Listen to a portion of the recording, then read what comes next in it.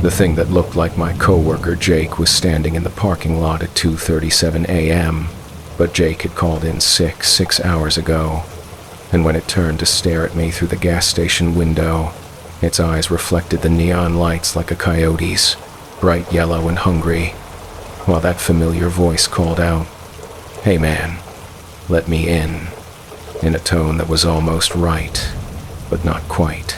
I need to back up and tell you how this whole nightmare started, because what happened next still keeps me awake at night, and I think you need to understand just how normal everything seemed before it all went to hell. My name is Tyler, and I work the graveyard shift at a Shell station off Highway 91 in northern Arizona. It's not glamorous work, but it pays the bills while I'm finishing my associate's degree online. The station sits about 15 miles outside of Flagstaff, surrounded by nothing but desert scrub and the occasional coyote pack that comes sniffing around the dumpster out back. I'd been working nights for about 8 months when this happened. You get used to the isolation pretty quickly. The occasional trucker stopping for coffee and energy drinks, the local drunks buying beer before the cutoff time, and long stretches of absolutely nothing but the hum of fluorescent lights and the distant howl of wind across the desert. Jake Martinez had been working days at the station for about 3 years. He was one of those guys everyone liked, always had a joke ready, never complained about picking up extra shifts, and he actually gave a damn about doing the job right.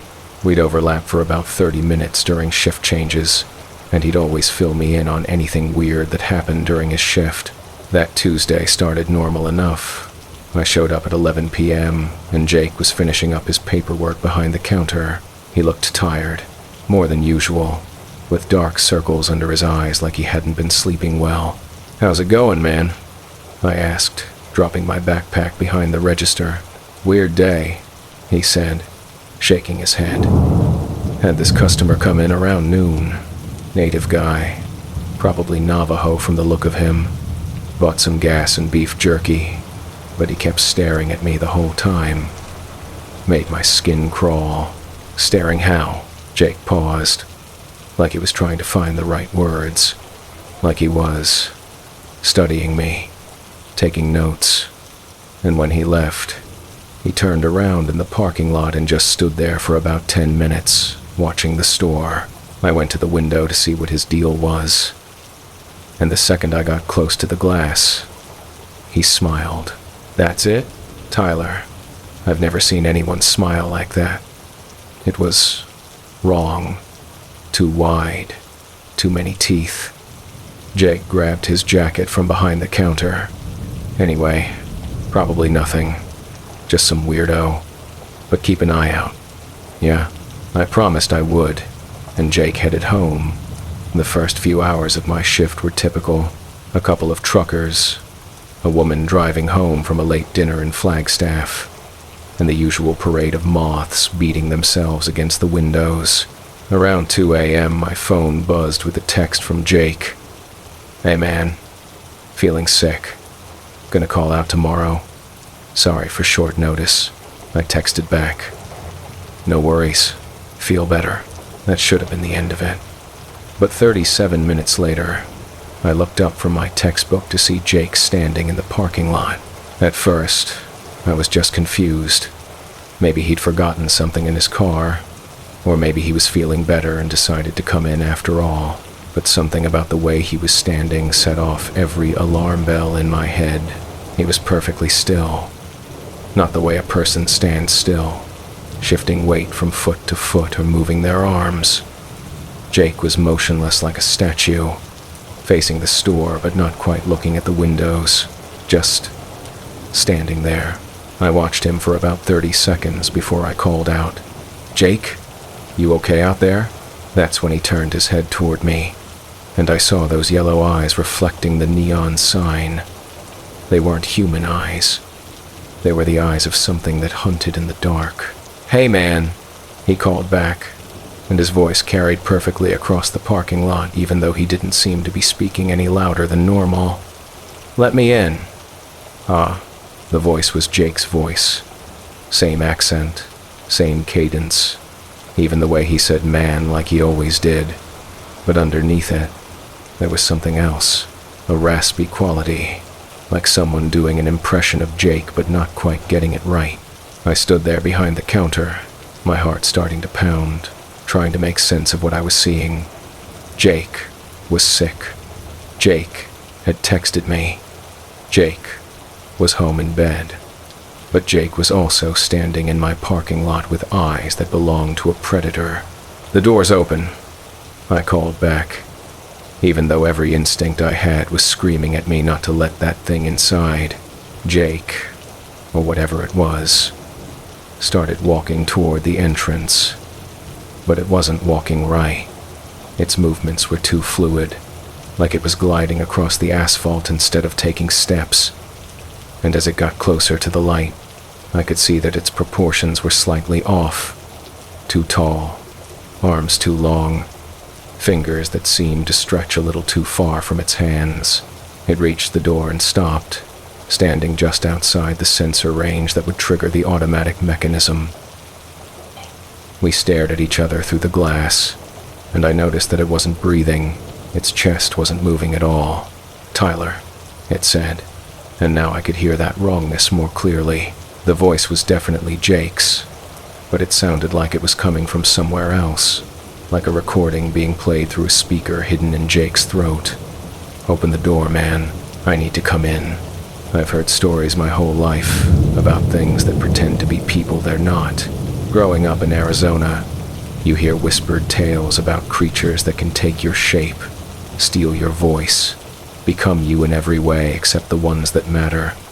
My grandmother used to tell me about the Yi-Nal-Blushi, the ones who walk on all fours, the ones who wear the skins of animals and men alike. But hearing those stories around a campfire and facing one of those things in real life are two completely different experiences." "Jake," I said, trying to keep my voice steady. "What's my middle name?" The thing that looked like Jake tilted its head, and for a moment, the mask slipped. Its features seemed to blur and shift, like I was looking at it through water. Then it snapped back into focus, wearing Jake's face again. "Come on, Tyler. Just let me in. I'm cold out here." It was November in northern Arizona, but the temperature was probably in the mid-60s. Not cold by any stretch of the imagination. "What's my middle name?" I repeated. The creature's smile widened, and I saw what Jake had meant about too many teeth. They were sharp, pointed, more like a coyote's fangs than human incisors. "Does it matter?" it asked. And now, the voice was changing. Still recognizably Jake's, but with harmonics underneath it, like multiple voices speaking in unison. "I know who you are, Tyler. I know where you live. I know about your grandmother's stories." My blood turned to ice water. I'd never told Jake about my grandmother's stories. I'd never told anyone at work about them. The creature pressed its palm against the glass, and I could see that its fingers were too long, ending in black claws instead of fingernails. "She told you about us, didn't she? The ones who take what isn't ours. The ones who wear faces like masks." I backed away from the door, reaching under the counter for the baseball bat I kept there for emergencies. My hands were shaking so badly I could barely grip it.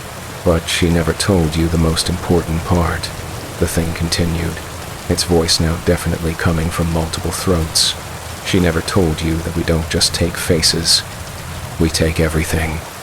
Memories, relationships, entire lives.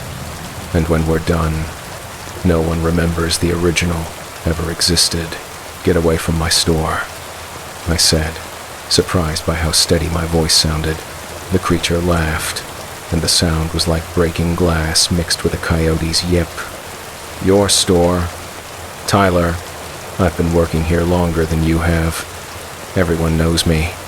Everyone trusts me. Who do you think they'll believe when I tell them you've been acting strange? When I tell them you attacked me?" It stepped back from the door and began to change.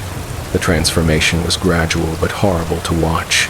Its limbs elongated, its spine curved, and its face pushed forward into a snout filled with too many teeth. Within seconds, it had become something that was part human, part coyote, and entirely wrong. But the worst part was that it kept Jake's voice. "I'm going to take your life piece by piece," it said as it began to circle the building. "Your job, your friends, your family. And when I'm done, I'll wear your face so well that even you wouldn't be able to tell the difference." I grabbed the cordless phone and dialed 911, but all I got was static. My cell phone showed no signal. Even though I'd had full bars just an hour earlier, the creature had somehow cut me off from the outside world. Through the windows, I could see it moving around the perimeter of the building, sometimes on 2 legs, sometimes on 4. It would stop at each window and peer inside, and every time our eyes met, it would smile with Jake's face. I tried the landline again. Still nothing. The creature had somehow isolated me, cutting off my ability to call for help or even to confirm that the real Jake was safe at home. For the next 3 hours, it played games with me. It would disappear for 15 or 20 minutes, long enough for me to start thinking it had given up and left. Then it would reappear, sometimes looking like Jake, sometimes in that horrible hybrid form, sometimes as other people I recognized from around town. At one point, it took the shape of my ex-girlfriend Sarah, pressing her face against the window and crying, begging me to let her in because something was chasing her. But I could see the yellow eyes glowing behind her familiar features, and I knew it was still the same thing wearing a different mask. Around 5 a.m., it tried a new tactic. It became a police officer, complete with uniform and badge, knocking on the door and announcing that there had been reports of a disturbance. The illusion was perfect except for those damn eyes and the way it moved just slightly wrong, like it was remembering how to be human rather than actually being human. "Sir, I need you to open the door," it said in the officer's voice. "We've had reports of a possible break-in at this location. Show me your badge number." I called back. It held up a badge, but when I squinted at it, the numbers kept shifting and changing, never staying the same long enough for me to read them. "Sir, I'm going to need you to cooperate with this investigation. Call my manager," I said. "His number's on the contact sheet by the register. If you're really a cop, you can verify my identity through him." The creature dropped the police officer disguise and returned to Jake's form. "You're making this harder than it needs to be, Tyler. I'm going to get inside eventually. Wouldn't you rather make this easy on yourself?" I spent the rest of my shift huddled behind the counter, jumping at every sound, watching the windows for any sign of movement. The creature kept circling, kept testing different approaches, but it never tried to force its way inside. It needed me to invite it in. As the sun began to rise, painting the desert in shades of gold and red, the attack stopped. I saw the creature one last time, standing at the edge of the parking lot in Jake's form, watching me through the windows. Then it turned and walked into the desert, moving with that unnatural gliding motion until it disappeared behind a cluster of rocks. At 7 a.m., my replacement arrived for the morning shift. It was Jake, the real Jake. He looked tired but healthy, and when he walked through the door, he moved like a normal human being. His eyes were brown, not yellow, and when he smiled, it was with regular human teeth. "Hey, Tyler," he said, dropping his keys on the counter. "Feeling better? Thanks for covering for me last night." "Jake," I said carefully. "What's my middle name?" He looked at me like I'd lost my mind. "Dude, it's Robert. Tyler Robert Chen. We've worked together for 8 months.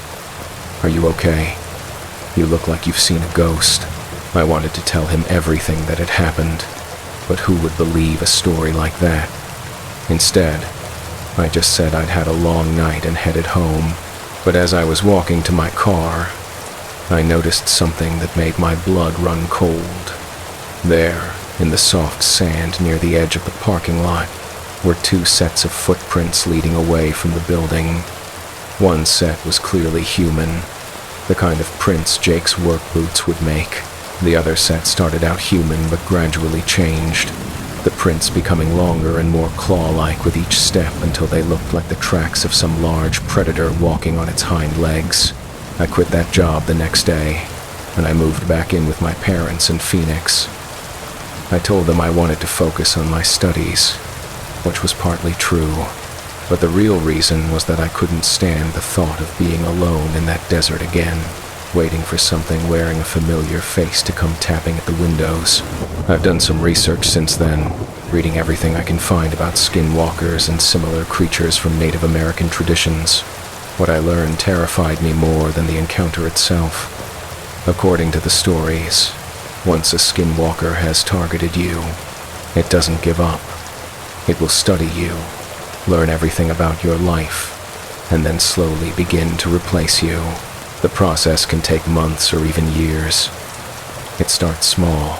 The creature might take your place at work for a single shift, or show up at a family gathering and interact with your relatives just long enough to gather information. Each time, it becomes a better copy of you, more convincing, more complete. Eventually, the real you becomes redundant. I keep waiting for it to make its next move. Every time my phone rings with an unknown number, every time I see someone who looks familiar but slightly wrong, every time I catch a glimpse of yellow eyes in a crowd, I wonder if this is when it finally decides to finish what it started. The worst part is the isolation. I can't tell anyone the real reason I'm paranoid and jumpy. Who would believe me? So I live with this constant fear, checking over my shoulder, never quite trusting that the people around me are who they claim to be, because now I know the truth that my grandmother tried to warn me about. There are things out there wearing human faces, walking among us, and most of the time, we never even notice they're not real. The creature that visited me that night is still out there somewhere, still wearing Jake's face when it suits its purposes. And someday, when it's learned enough about me, when it's confident it can pass for Tyler Robert Chen in every situation that matters, it's going to come back to finish the job. When that happens, I wonder if anyone will be able to tell the difference. If you've read this far, if you've listened to my story and felt that chill of recognition, then maybe you understand why I'm sharing this. Because the more people who know about these things, the harder it becomes for them to hide among us. Watch for the signs. The yellow eyes that reflect light like an animal's. The voices that sound almost right but not quite. The people who ask questions they should already know the answers to. The ones who move just slightly wrong, like they're remembering how to be human rather than actually being human. And if you ever find yourself face to face with something wearing a familiar face but wrong eyes, don't let it in. Don't invite it into your space, your life, your world, because once you do, it might never leave. Share this story. Tell others to watch for the signs. The more people who know, the safer we all are, because they're still out there, wearing our faces, living our lives, and most of the time, we never even know they're not real. The hitchhiker standing on the side of Highway 64 looked exactly like my brother Michael, right down to the scar on his chin from when we crashed our bikes as kids. But Michael had been dead for 3 years, and when this thing turned to face my headlights, its eyes reflected yellow like a coyote's while it smiled with teeth too sharp to be human. I need to tell you about the night that changed everything I believed about death, grief, and the things that wear the faces of people we've lost, because what happened on that lonely stretch of desert highway still haunts me every time I drive alone after dark. My name is Sarah, and I'm 31 years old. I work as a nurse at Presbyterian Hospital in Albuquerque, which means I'm used to working long shifts and driving home in the early hours of the morning when the world feels empty and strange. My brother Michael died in a car accident 3 years ago. He was 28, just starting to get his life together after a rough period in his early 20s. He'd finally gotten clean from drugs, found a steady job as a mechanic, and was talking about maybe going back to school to become an automotive engineer. The accident happened on a rainy night in October. Michael was driving home from work when his car hit a patch of standing water and hydroplaned into an oncoming truck. The doctor said he died instantly, which was supposed to be some kind of comfort, but all it meant to me was that I never got to say goodbye. Michael and I had been close growing up. He was only 3 years older than me, but he'd always acted like my protector, the big brother who'd stand up to bullies and walk me home from school when our parents were working late. Even during his troubled years, when addiction made him unreliable and sometimes dangerous to be around, I never stopped loving him or hoping he'd find his way back to the person I remembered. His death devastated our entire family. Mom fell into a depression that lasted months, and Dad threw himself into work to avoid dealing with the grief. I tried to hold everyone together while processing my own loss, which probably explains why I threw myself so completely into my nursing career. The night this story takes place was a Tuesday in late November, almost exactly 3 years after Michael's accident. I'd just finished a 12-hour shift at the hospital, and I was exhausted, both physically and emotionally. We'd lost 2 patients that day, an elderly man with COVID complications and a young woman who'd been in a motorcycle accident. Days like that always reminded me of Michael and made the grief feel fresh again. It was nearly 2 a.m. when I finally left the hospital. The temperature had dropped into the 40s, and there was a cold wind blowing down from the mountains that made me shiver as I walked to my car in the parking garage. I live in Rio Rancho, about 20 miles northwest of Albuquerque, which means my drive home takes me through some fairly remote areas once I get off the main interstate. Usually, I take I-25 north to the Bernalillo exit, then follow Highway 550 west to Rio Rancho. It's a well-traveled route with good lighting and plenty of gas stations if I need to stop.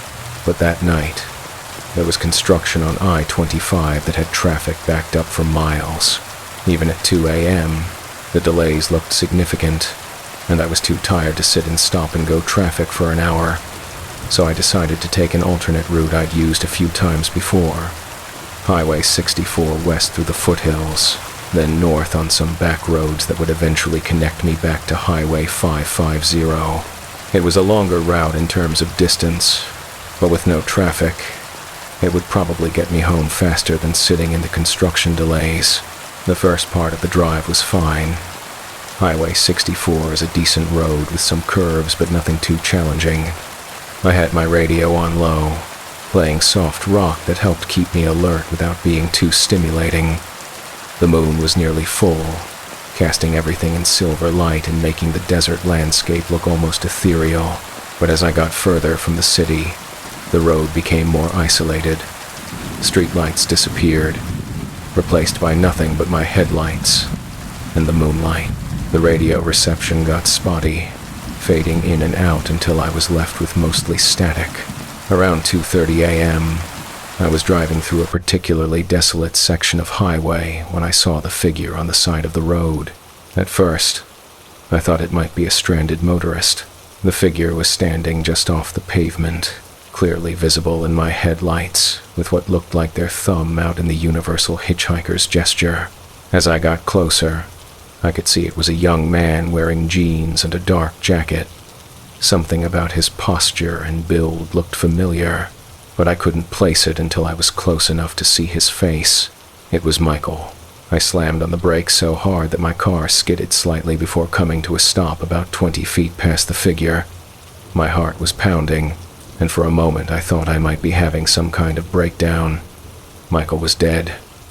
I'd been to his funeral, seen his body in the casket, watched them lower him into the ground, but when I looked in my rearview mirror, there he was, standing in the glow of my taillights, looking exactly like he had when he was alive. I put the car in reverse and slowly backed up until I was parallel with the figure.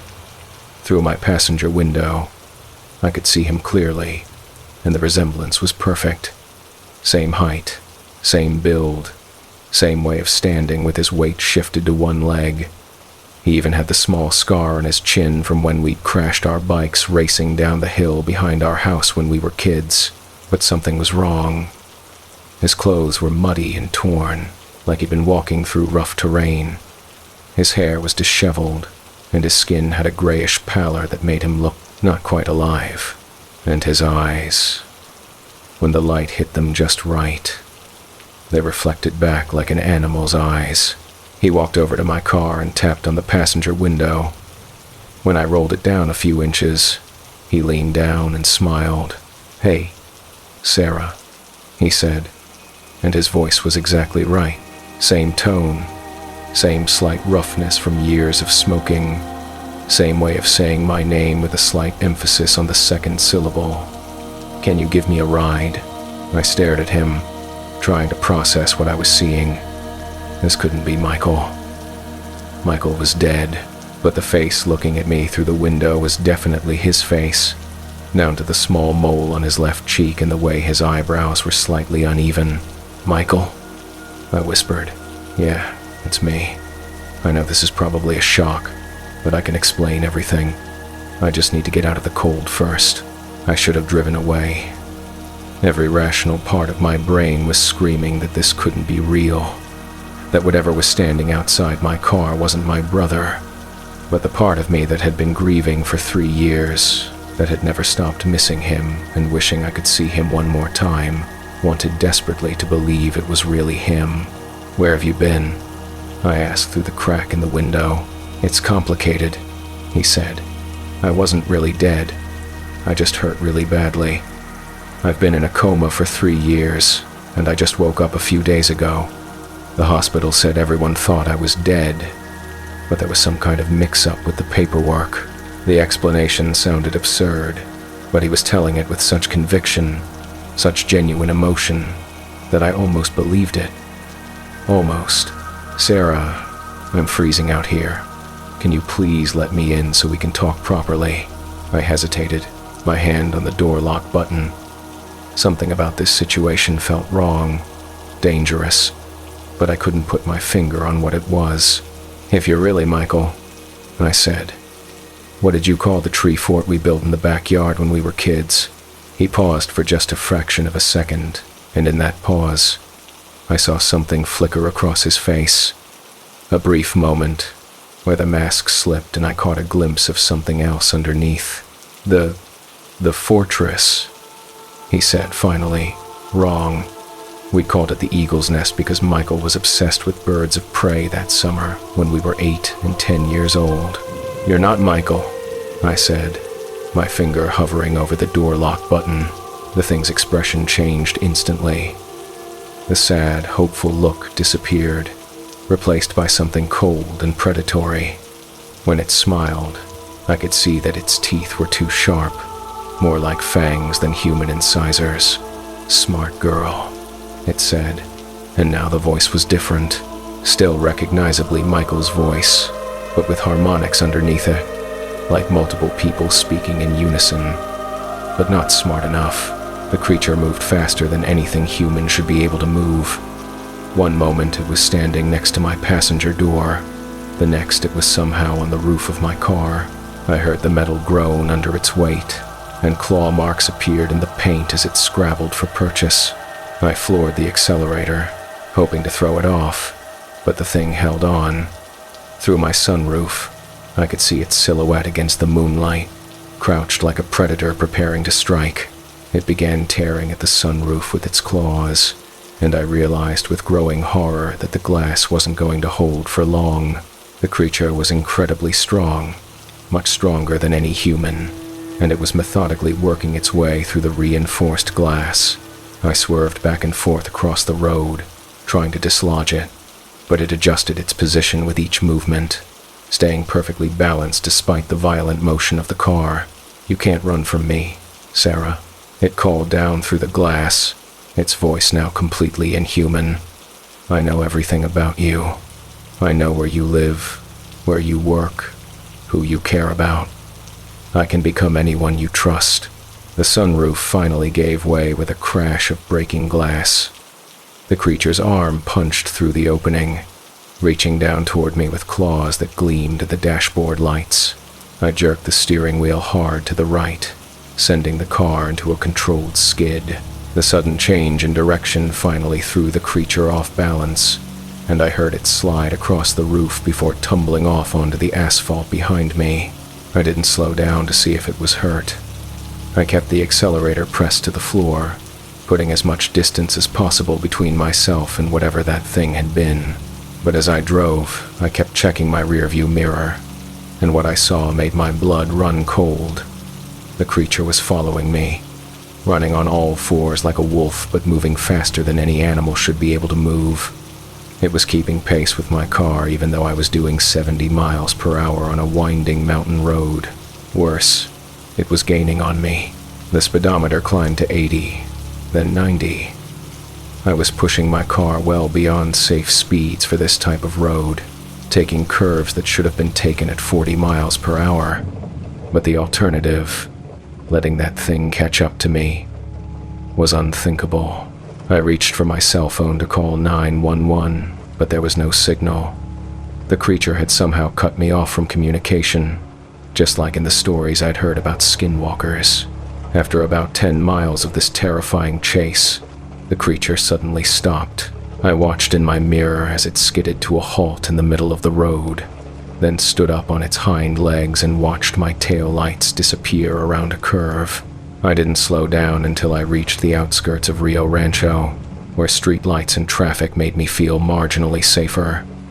Even then, I drove straight to the police station instead of going home. The officer who took my report was polite, but clearly skeptical. When I described what had happened, he suggested that I might have been hallucinating due to fatigue and stress. Working 12-hour shifts can mess with your perception, he said kindly. And with the anniversary of your brother's death coming up, it's understandable that you might see things that remind you of him. I wanted to argue, to insist that what I'd experienced was real.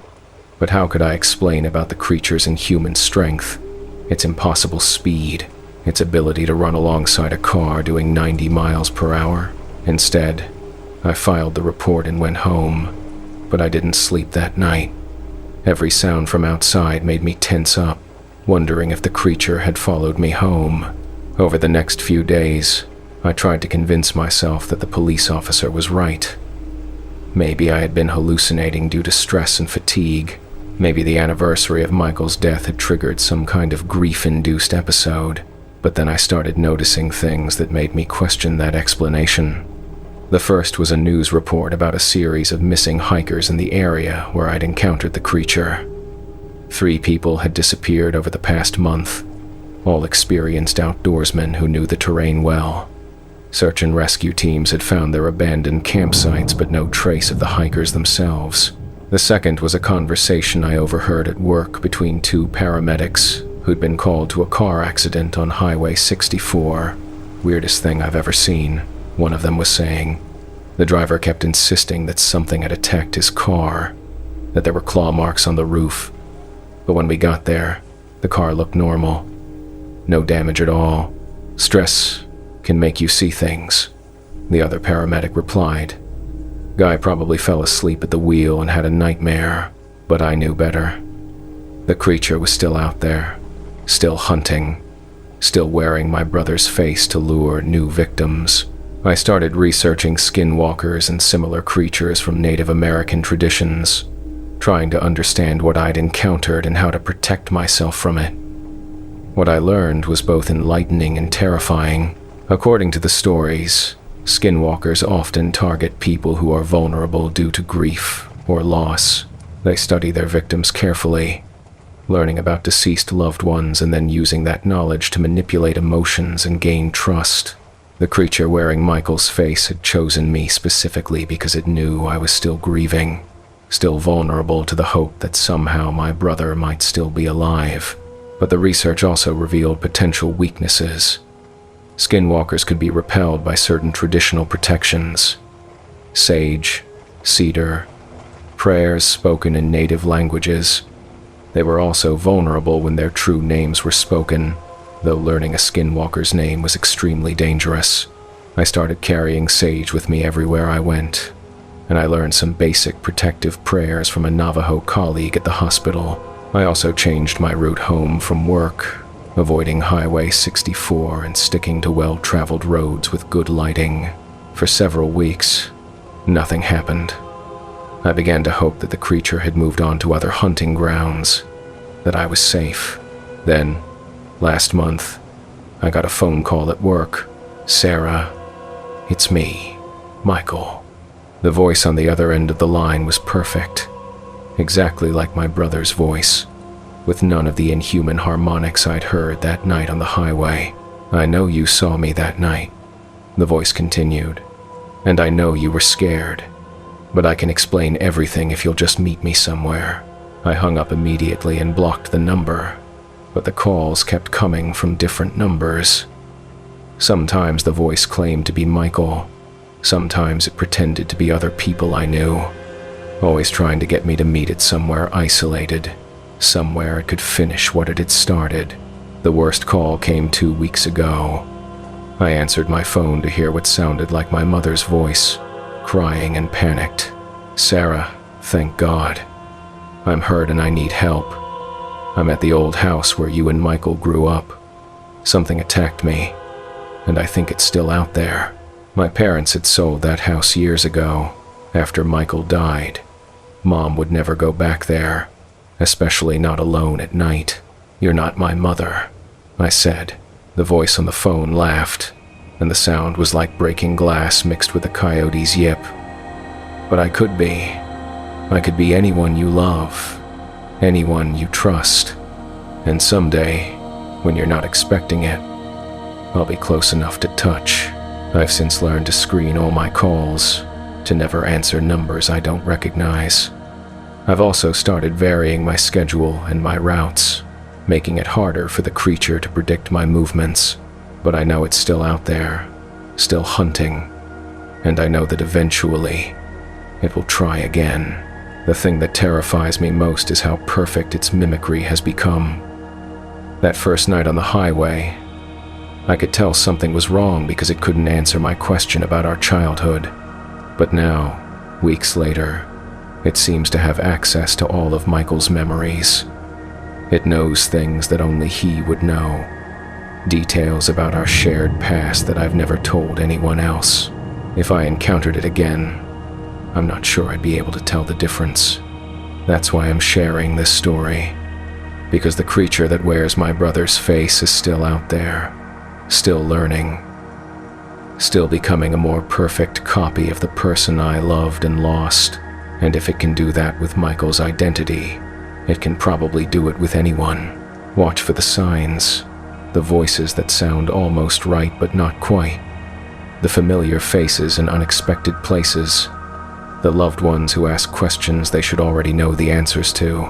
And if you ever find yourself driving alone at night and see someone who looks like a person you've lost standing on the side of the road, don't stop.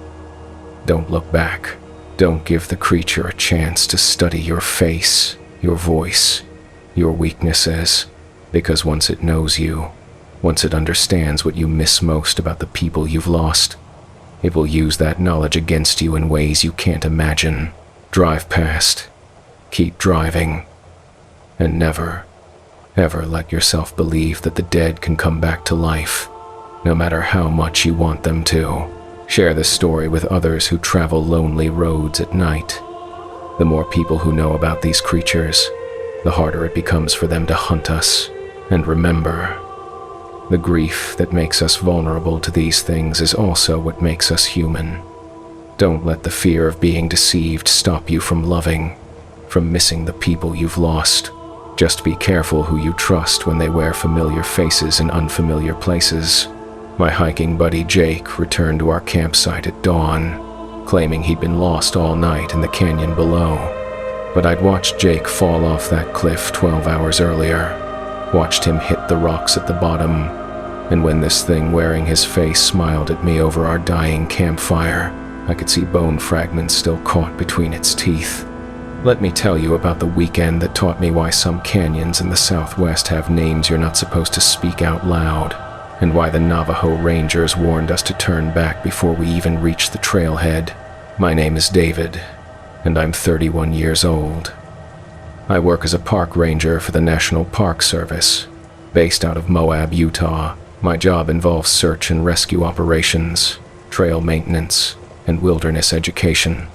Basically, I know the backcountry better than most people, and I understand the real dangers that exist out there. My friend Jake Morrison was a software engineer from Salt Lake City, but he'd grown up camping and hiking with his family. We'd been friends since college, and we tried to do at least one challenging backcountry trip together every year. Nothing extreme, just multi-day hikes in areas where we could test our skills and enjoy some genuine wilderness solitude. In November, Jake suggested we explore a remote canyon system in southeastern Utah that he'd been researching online. According to his maps, the area contained several interconnected canyons with ancient petroglyphs, natural arches, and slot canyon formations that most tourists never saw. "It's called Whispering Canyon," he said, showing me satellite photos on his laptop. "The whole drainage system is about 15 miles long, but there are no established trails. We'd be doing pure route finding through some pretty technical terrain." I was immediately interested. As a park ranger, I was always looking for new areas to explore, and Whispering Canyon looked like exactly the kind of challenging, beautiful landscape that made me love the Southwest. We planned a 3-day trip for the second weekend in November. The weather forecast was perfect: clear skies, mild temperatures, no chance of the flash floods that make canyon hiking so dangerous during the monsoon season. Jake drove down from Salt Lake City, and we met at a small gas station in Blanding, Utah, which would serve as our resupply point. From there, we drive about 40 miles east on increasingly rough dirt roads to reach the unmarked trailhead that Jake had identified using topographic maps.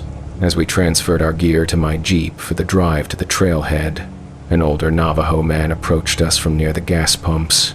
"You boys heading up to Whispering Canyon?" he asked. Jake and I exchanged a surprised look. Neither of us had mentioned our destination to anyone at the gas station. "How did you know that?" I asked. The man's expression grew serious. "Because I've been watching for people like you.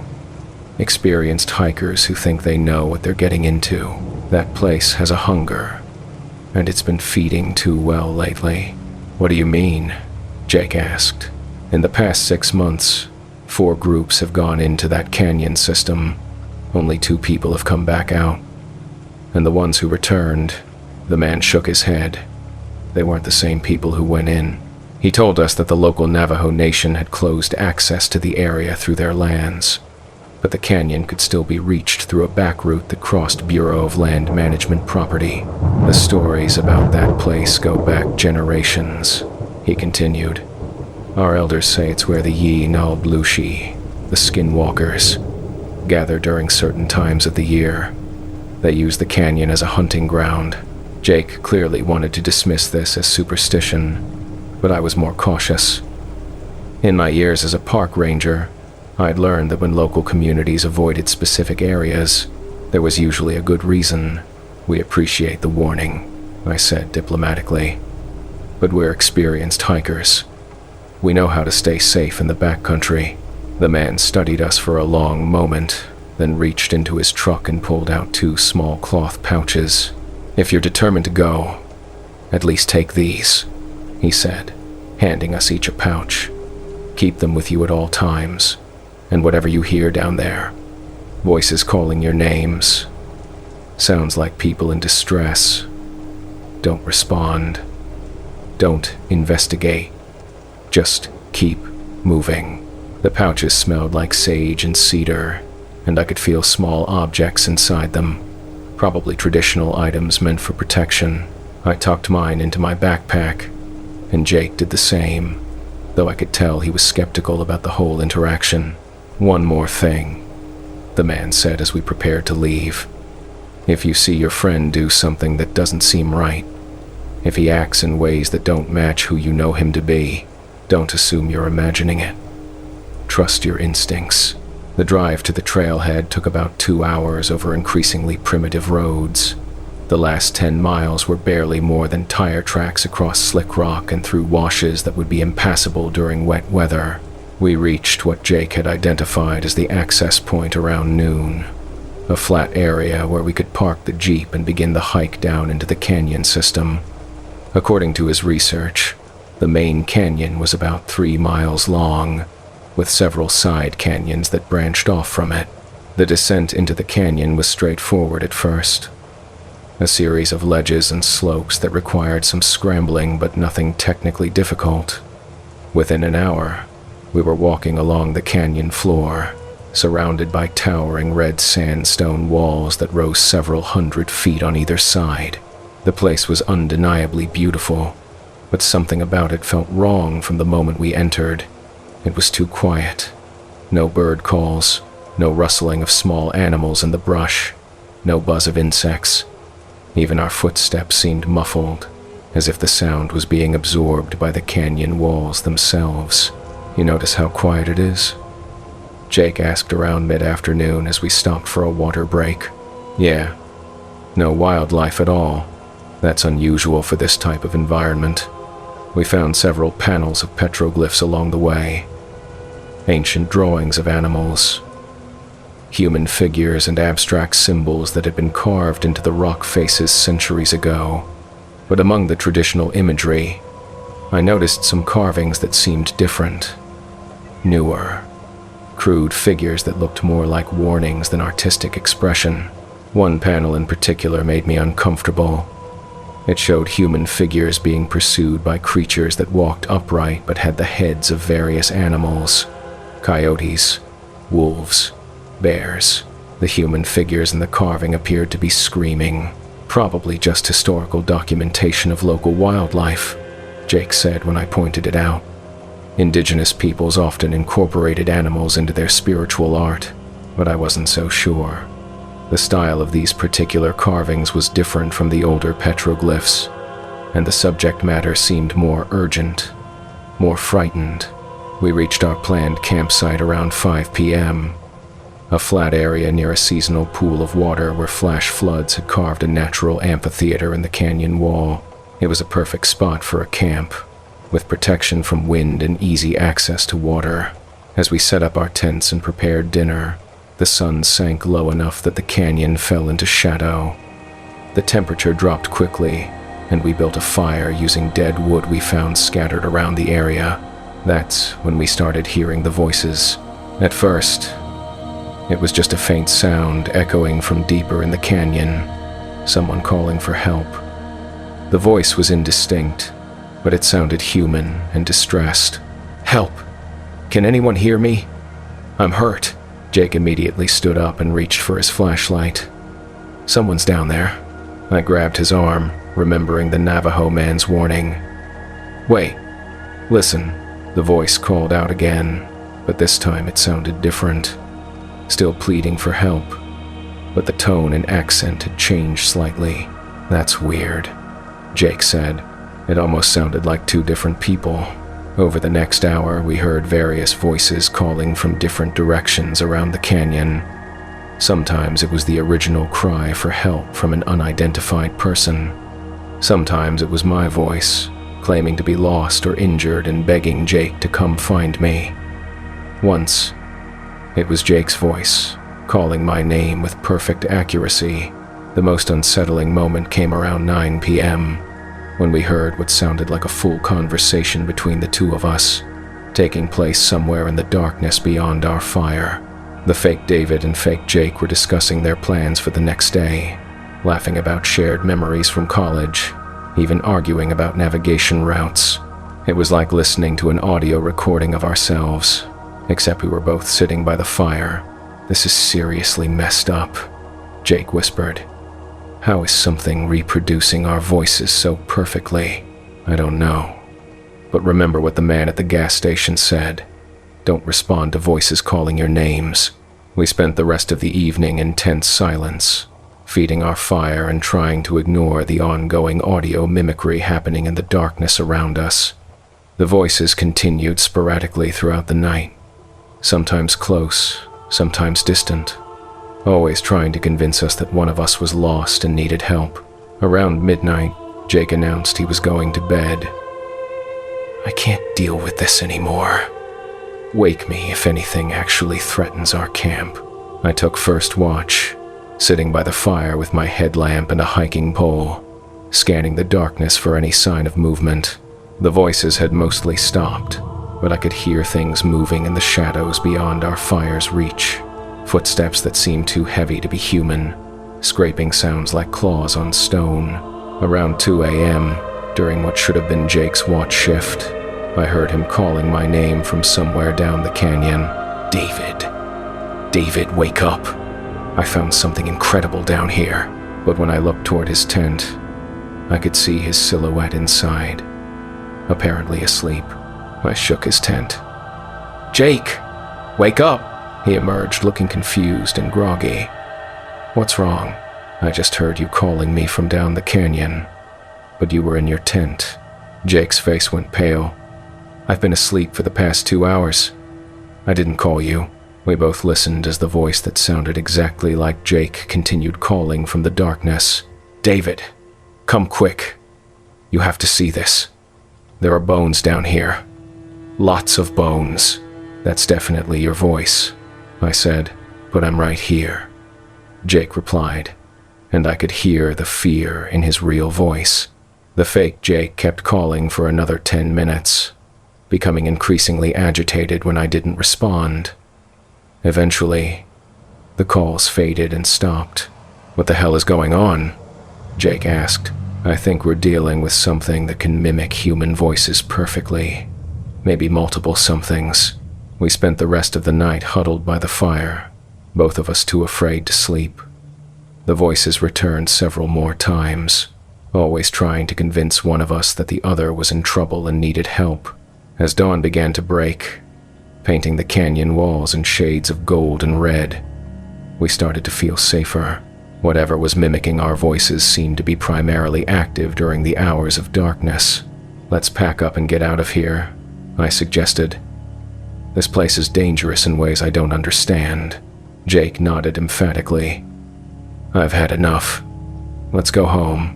We were breaking down our tents when Jake announced he needed to answer nature's call and walked toward a cluster of boulders about 30 yards from our campsite.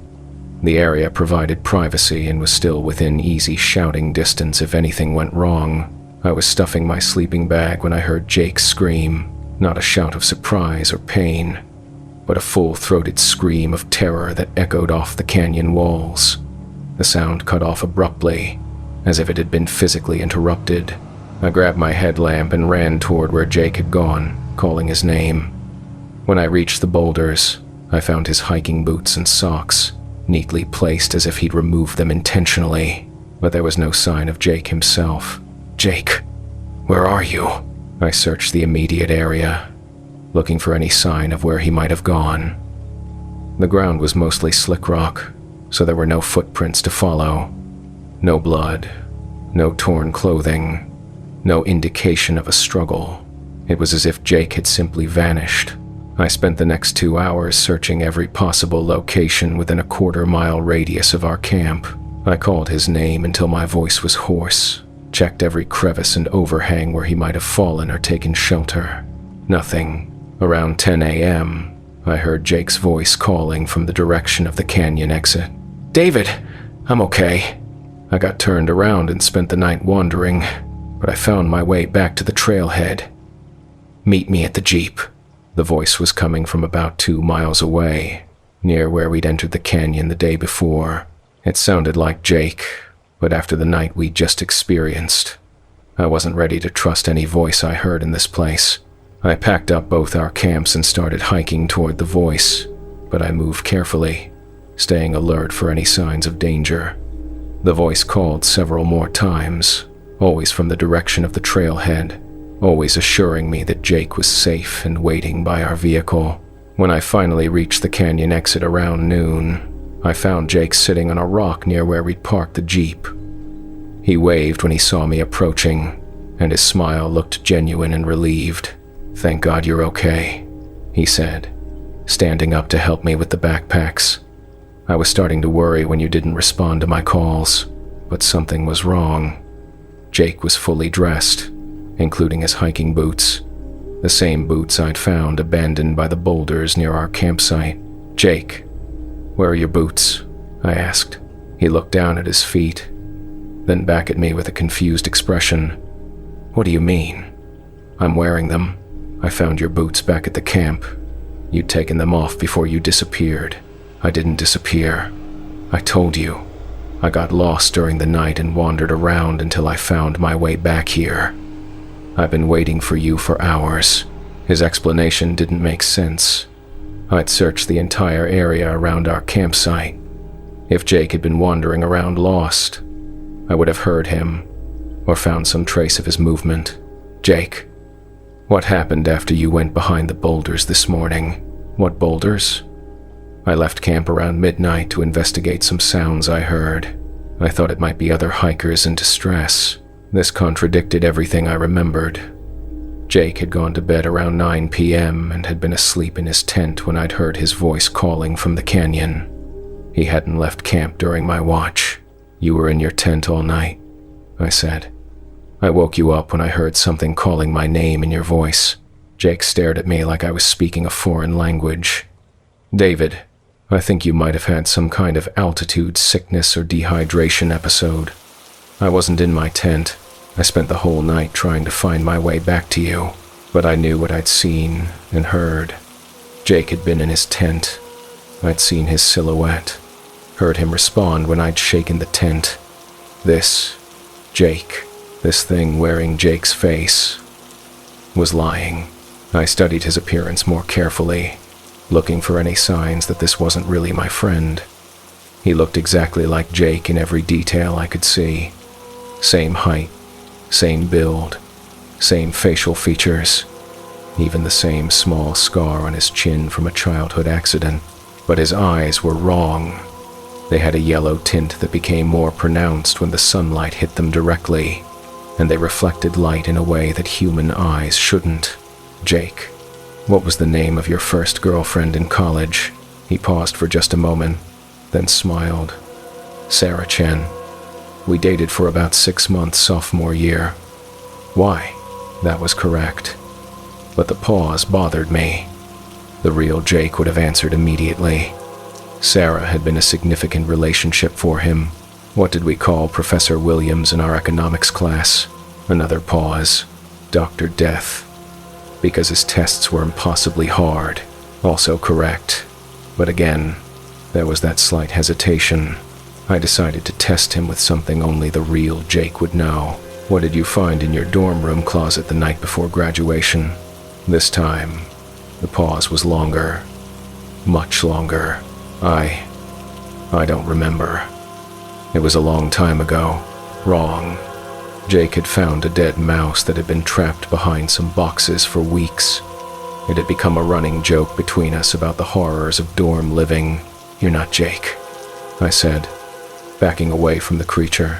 Its expression changed instantly. The confusion and concern disappeared, replaced by something cold and predatory. When it smiled, I could see that its teeth were too sharp, more like fangs than human incisors. "Very good, David," it said in Jake's voice. "Most people never figure it out." What are you? What did you do with Jake?" "I am what your Navajo friend would call Yi Naudlushi, and your friend Jake. Well, let's just say he provided me with everything I needed to become him." The creature gestured toward its mouth, and I saw small fragments of bone caught between its teeth. Fresh bone, with traces of blood still visible. "Where is he?" I demanded, though I was beginning to suspect I already knew the answer. "Jake is gone, David. But don't worry.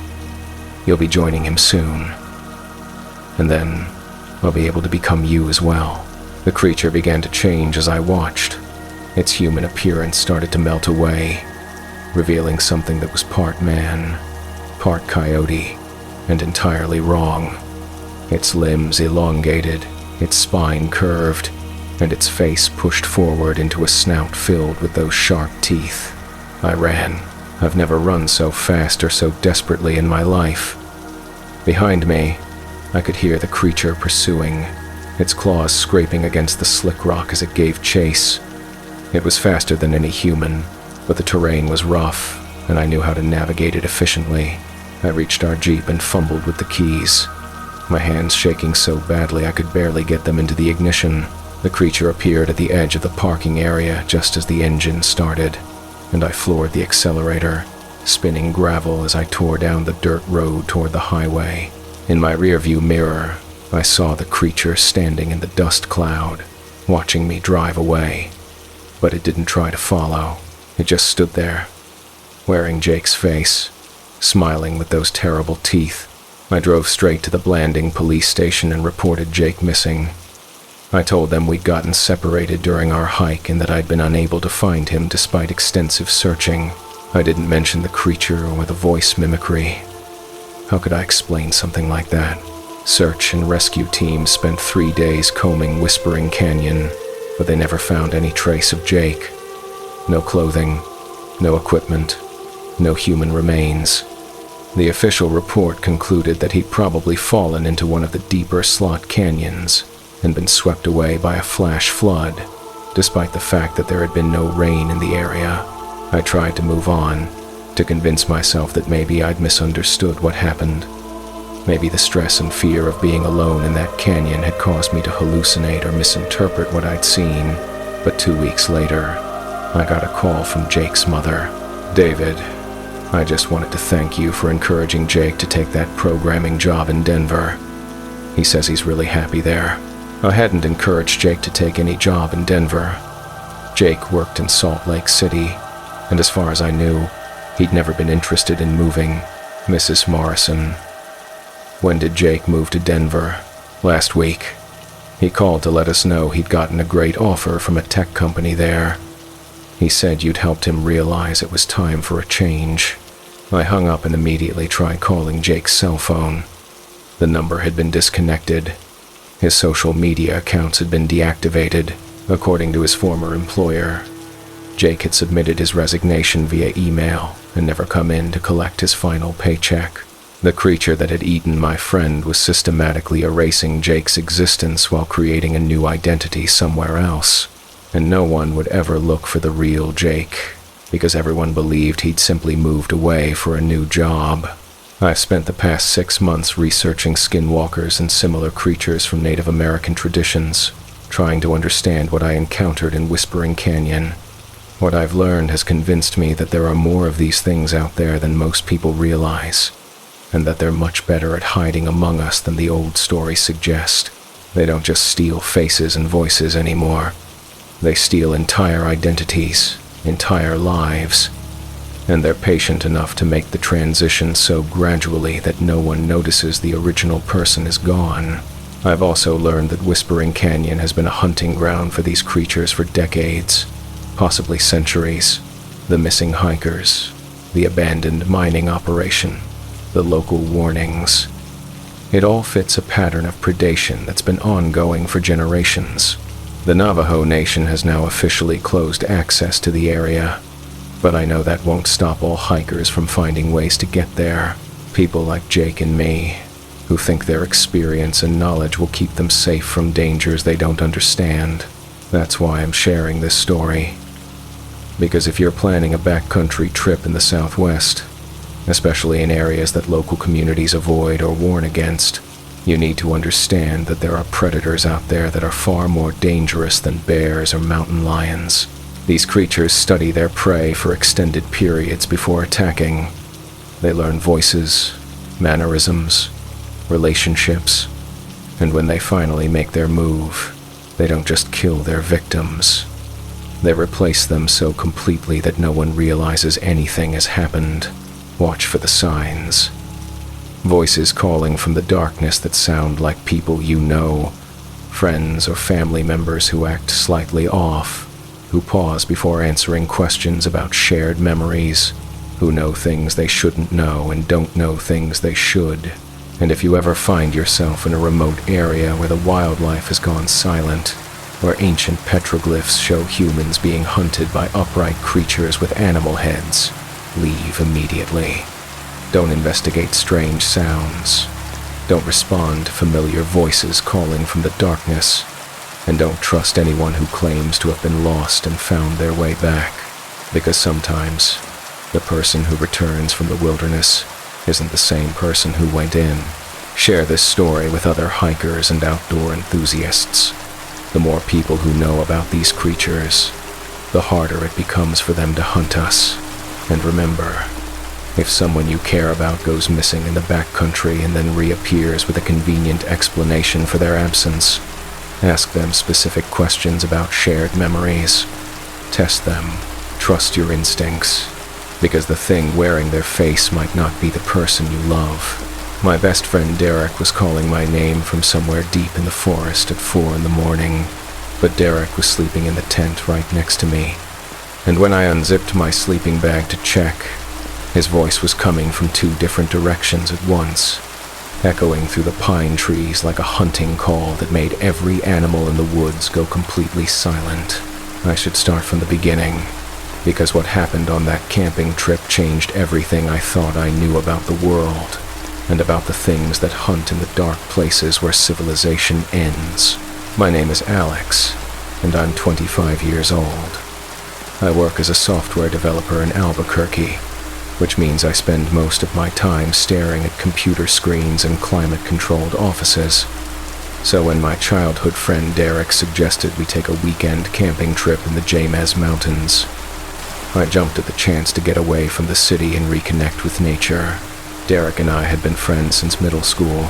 We'd grown up together in a small town outside Santa Fe, spending our summers exploring the desert and mountains, building forts, and pretending we were brave explorers discovering uncharted territories.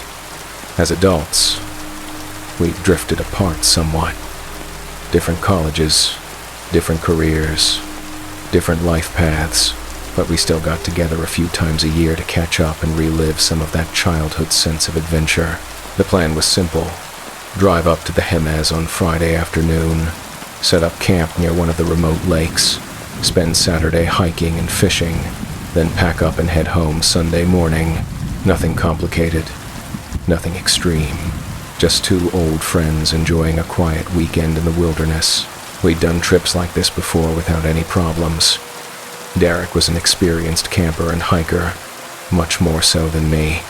He worked as a park ranger for the state of New Mexico, so he knew the area well and understood how to stay safe in the backcountry.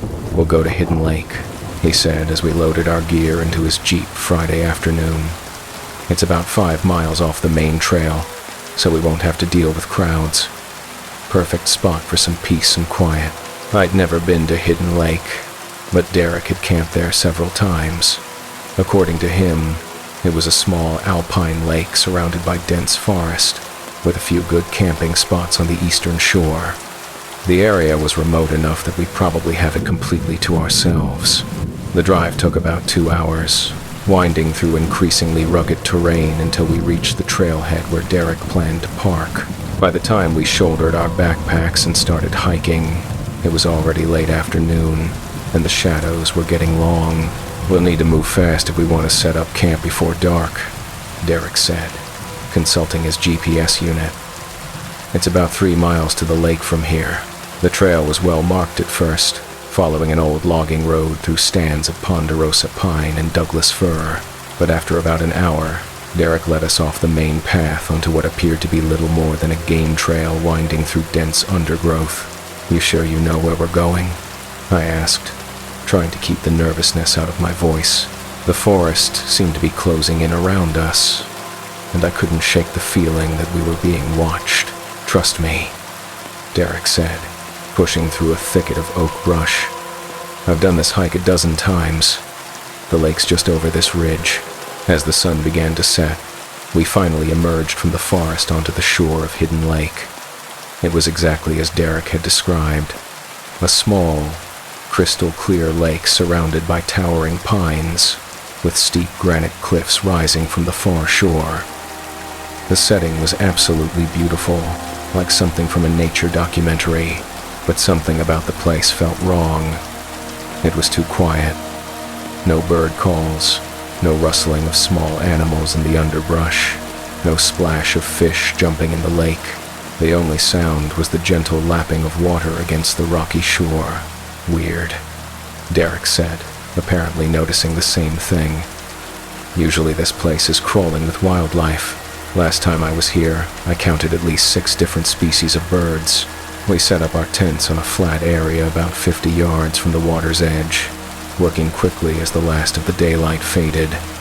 Derek had brought a camp stove, and we cooked a simple dinner of canned chili and instant rice while talking about work, relationships, and plans for the future. "You know what I love about places like this?" Derek said, gazing out over the dark water. "No cell phone towers, no internet, no distractions. Just you in the wilderness." I checked my phone and confirmed that we had no signal. The nearest cell tower was probably 20 miles away, which meant we were completely cut off from the outside world until we hiked back to the trailhead. As night fell, we built a small campfire and continued talking, sharing memories from our childhood and catching up on the years since we'd last spent significant time together. The conversation was easy and comfortable, the way it always was with Derek. He was one of those people who could make anyone feel at ease, who had a gift for finding common ground and keeping things light. Around 10 p.m., we decided to call it a night. I was exhausted from the hike and looking forward to a good night's sleep under the stars. "Sleep tight," Derek said, climbing into his tent about 10 feet away from mine. "If you hear any weird noises, it's probably just elk. They like to come down to the water at night." I zipped myself into my sleeping bag and listened to the sounds of Derek settling in for the night. Within minutes, I could hear his steady breathing that indicated he'd fallen asleep, but I couldn't relax. Something about the oppressive silence of the forest was keeping me on edge. I kept expecting to hear the normal sounds of nighttime in the wilderness. Owls hooting, coyotes howling in the distance, the rustle of nocturnal animals moving through the underbrush. Instead, there was nothing. It was like the entire ecosystem had simply disappeared. I must have finally dozed off sometime after midnight, because I was jerked awake by the sound of Derek's voice calling my name. "Alex! Alex, wake up! I need help!" The voice was coming from somewhere in the forest, maybe 50 yards away from our campsite. It sounded urgent, panicked, like Derek was in real trouble. I sat up in my sleeping bag, immediately alert. "Derek? Where are you?" "I'm over here! I fell and hurt my leg! Can you bring a flashlight?" I reached for my headlamp and was about to unzip my tent when something made me pause. Derek's voice sounded slightly off. The words were right, and it definitely sounded like him, but there was something about the tone that didn't quite match my memory of how he spoke. I turned toward his tent and whispered, "Derek, you in there?" To my shock, I heard a muffled response from inside the tent. "Yeah, I'm here. What's wrong?" My blood turned to ice. Derek was in his tent, sleeping peacefully. So who was calling my name from the forest? "Alex!" The voice from the woods called again, more urgently this time. "Please, I think my leg might be broken." The voice was definitely Derek's voice.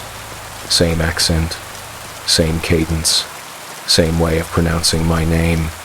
But Derek was right here, 10 feet away from me. "Derek," I whispered more loudly toward his tent. "Derek, wake up." "What?" I heard rustling from his tent, then the sound of a zipper being opened. Derek's head appeared in the opening, his hair messed up from sleep. "What's going on?" he asked, looking confused. "Someone out there is calling my name," I said. "Someone who sounds exactly like you." Derek's expression changed immediately. The sleepy confusion disappeared, replaced by sharp alertness.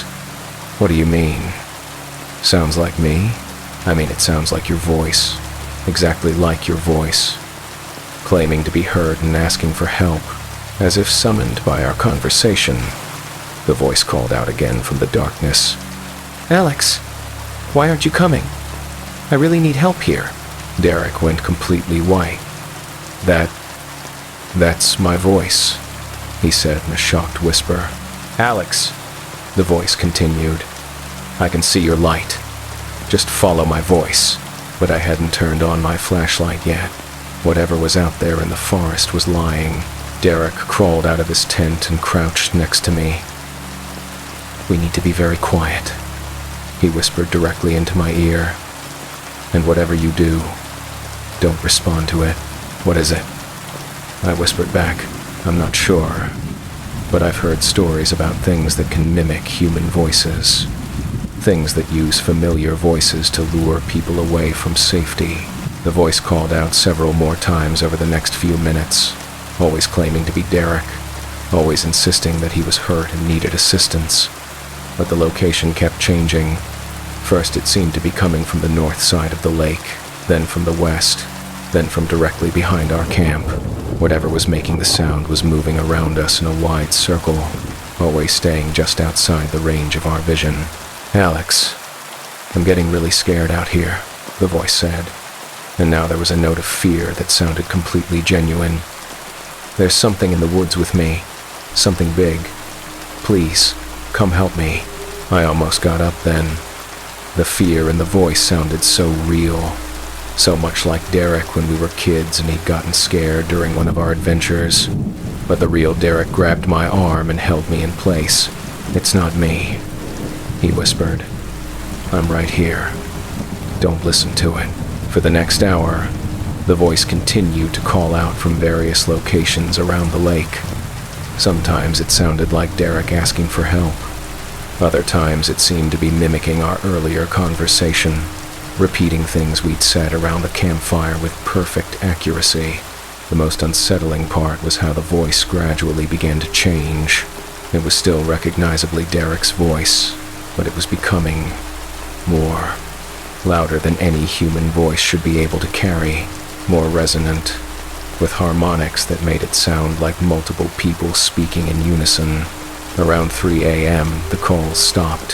The forest fell back into that unnatural silence, and Derek and I huddled in our sleeping bags, afraid to move or make any noise that might attract the attention of whatever was out there. What do you think it was? I whispered. I don't know, Derek replied. But my grandfather used to tell stories about things like this. Shapeshifters that could steal voices and faces. Creatures that hunted by imitating the people their victims trusted.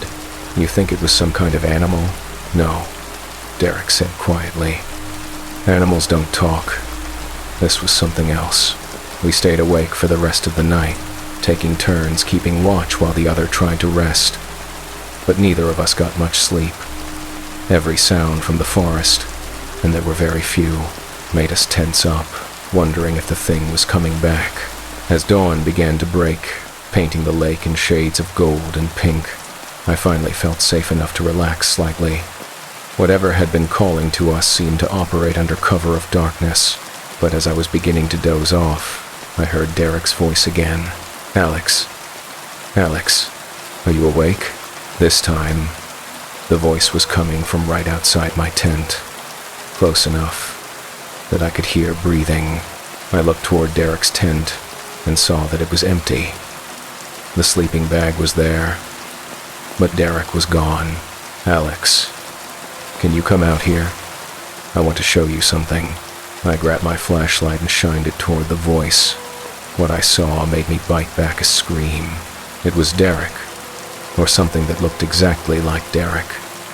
Same height, same build, same clothes he'd been wearing the day before, but his movements were wrong, too fluid and jerky at the same time, like a marionette being operated by someone who wasn't quite sure how the strings worked.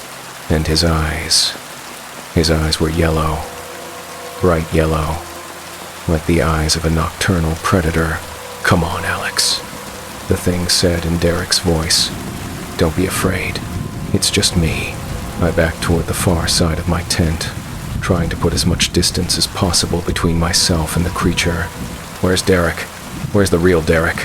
The thing's head tilted to one side in a movement that was definitely not human. I am Derek. We've been friends since middle school, remember? We used to build forts in the desert. What did we call the secret cave behind the old Miller place? I asked, remembering the trick from a horror movie I'd seen. The creature paused, its yellow eyes narrowing. The Crystal Cave? Wrong. We called it the Bat Cave, after the Batman comics we'd been reading at the time. You're not Derek, I said. surprised by how steady my voice sounded. The thing's face began to change, the features becoming less defined, more fluid. Does it matter? I know everything Derek knows. I can be Derek better than Derek can. Where is he? What did you do with my friend? The creature laughed, and the sound was nothing like Derek's laugh. It was harsh and predatory, like the sound a coyote makes when it's closing in on prey. He's safe, it said. For now. But whether he stays safe depends on you. What do you want? I want to understand what it's like to be human. To have friends, relationships, a life that matters. Derek has all of those things, and now I want them too.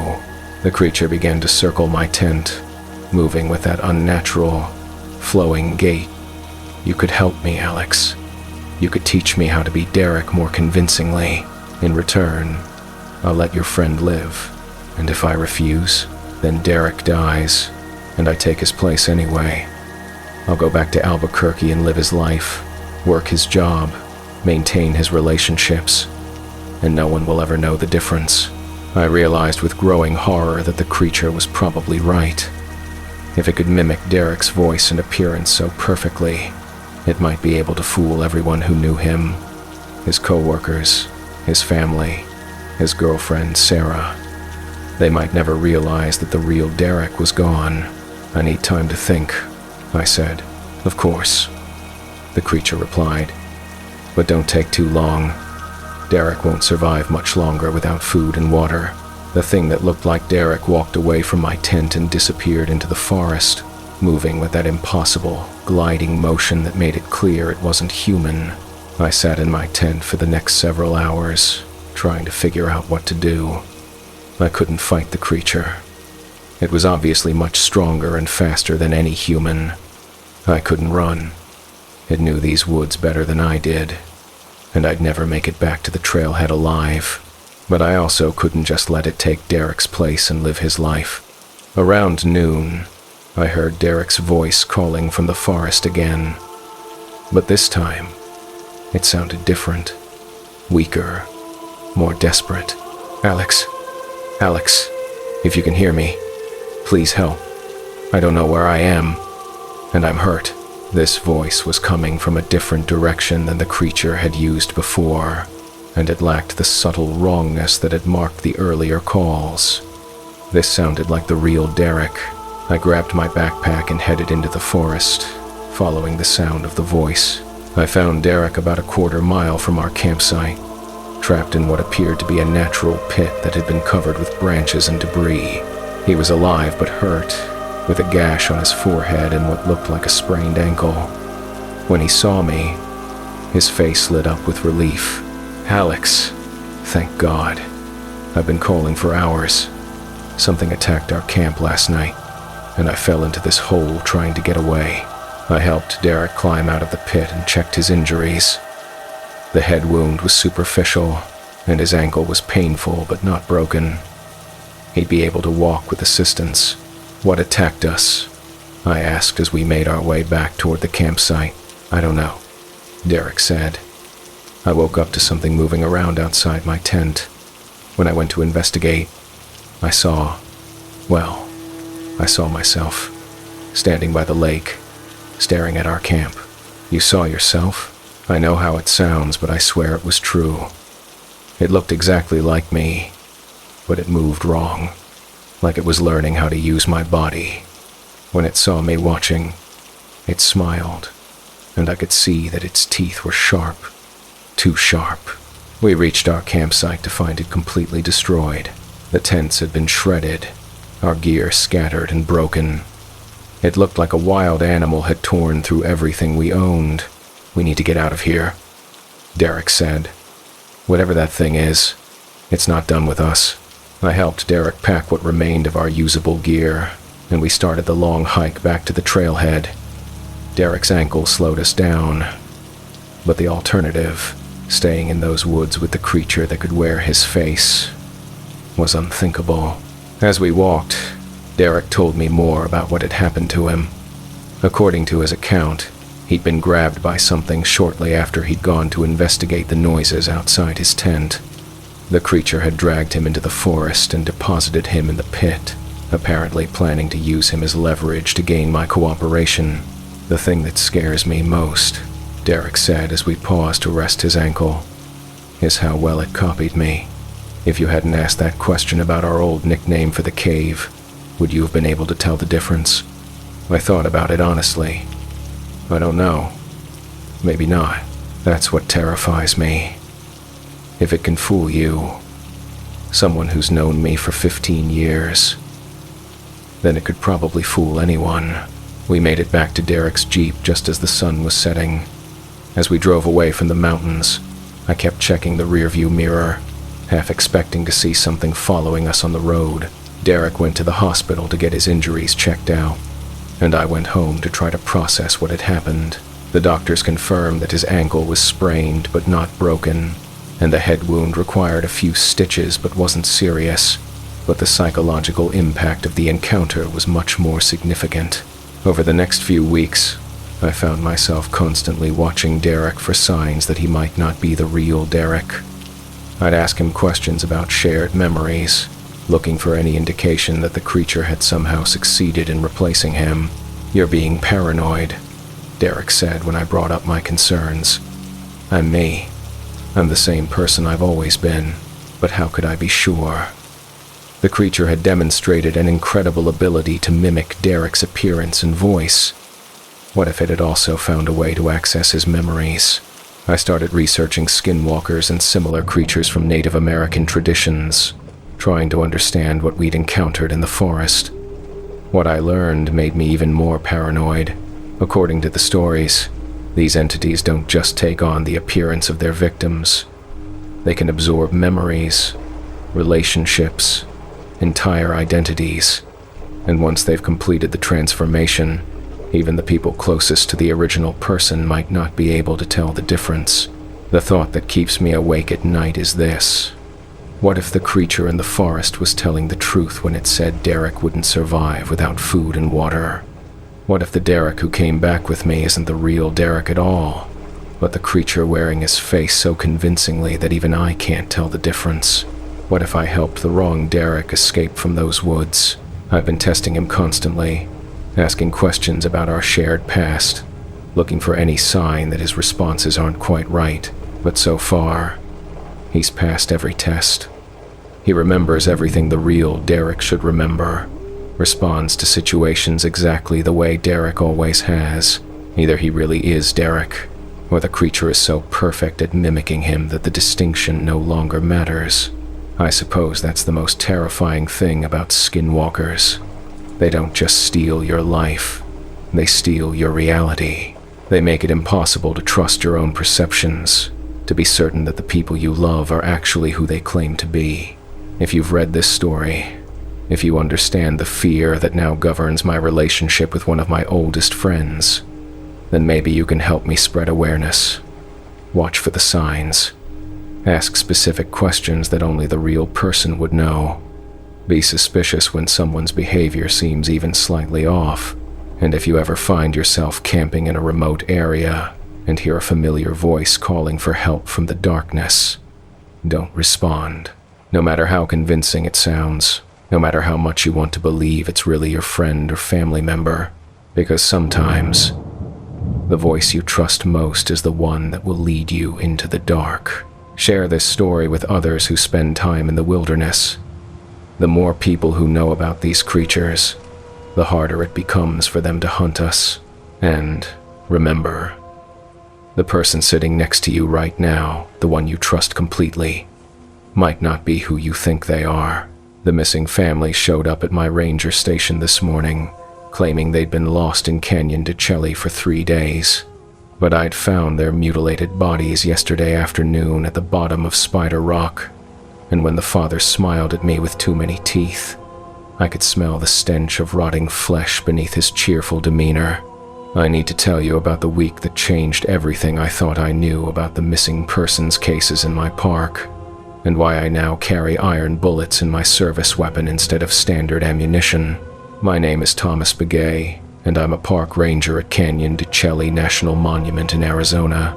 I've been working these canyons for 12 years, and I thought I understood all the dangers they contained. Flash floods, rock falls, dehydration, getting lost in the maze of side canyons that branch off from the main system. Normal hazards that come with managing 26 miles of some of the most beautiful and treacherous landscape in the Southwest. But this story's about the dangers I didn't understand. The ones my grandfather tried to warn me about when I first took this job, before I dismissed his concerns as outdated superstition.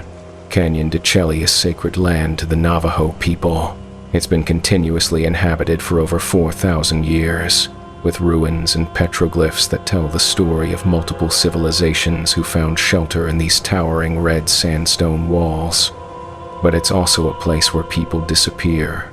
In my 12 years as a ranger, I've handled 43 missing persons cases. Some were resolved quickly. Hikers who got turned around and found their way back to the rim trail. Campers who exceeded their permitted time and showed up a day late. Others involved search and rescue operations that lasted days, usually ending with us finding someone injured but alive in one of the remote alcoves. But 7 of those cases were never resolved. 7 times, experienced hikers or families with children entered the canyon system and simply vanished. No bodies, no abandoned equipment, no trace of where they might have gone or what might have happened to them. The official explanations varied.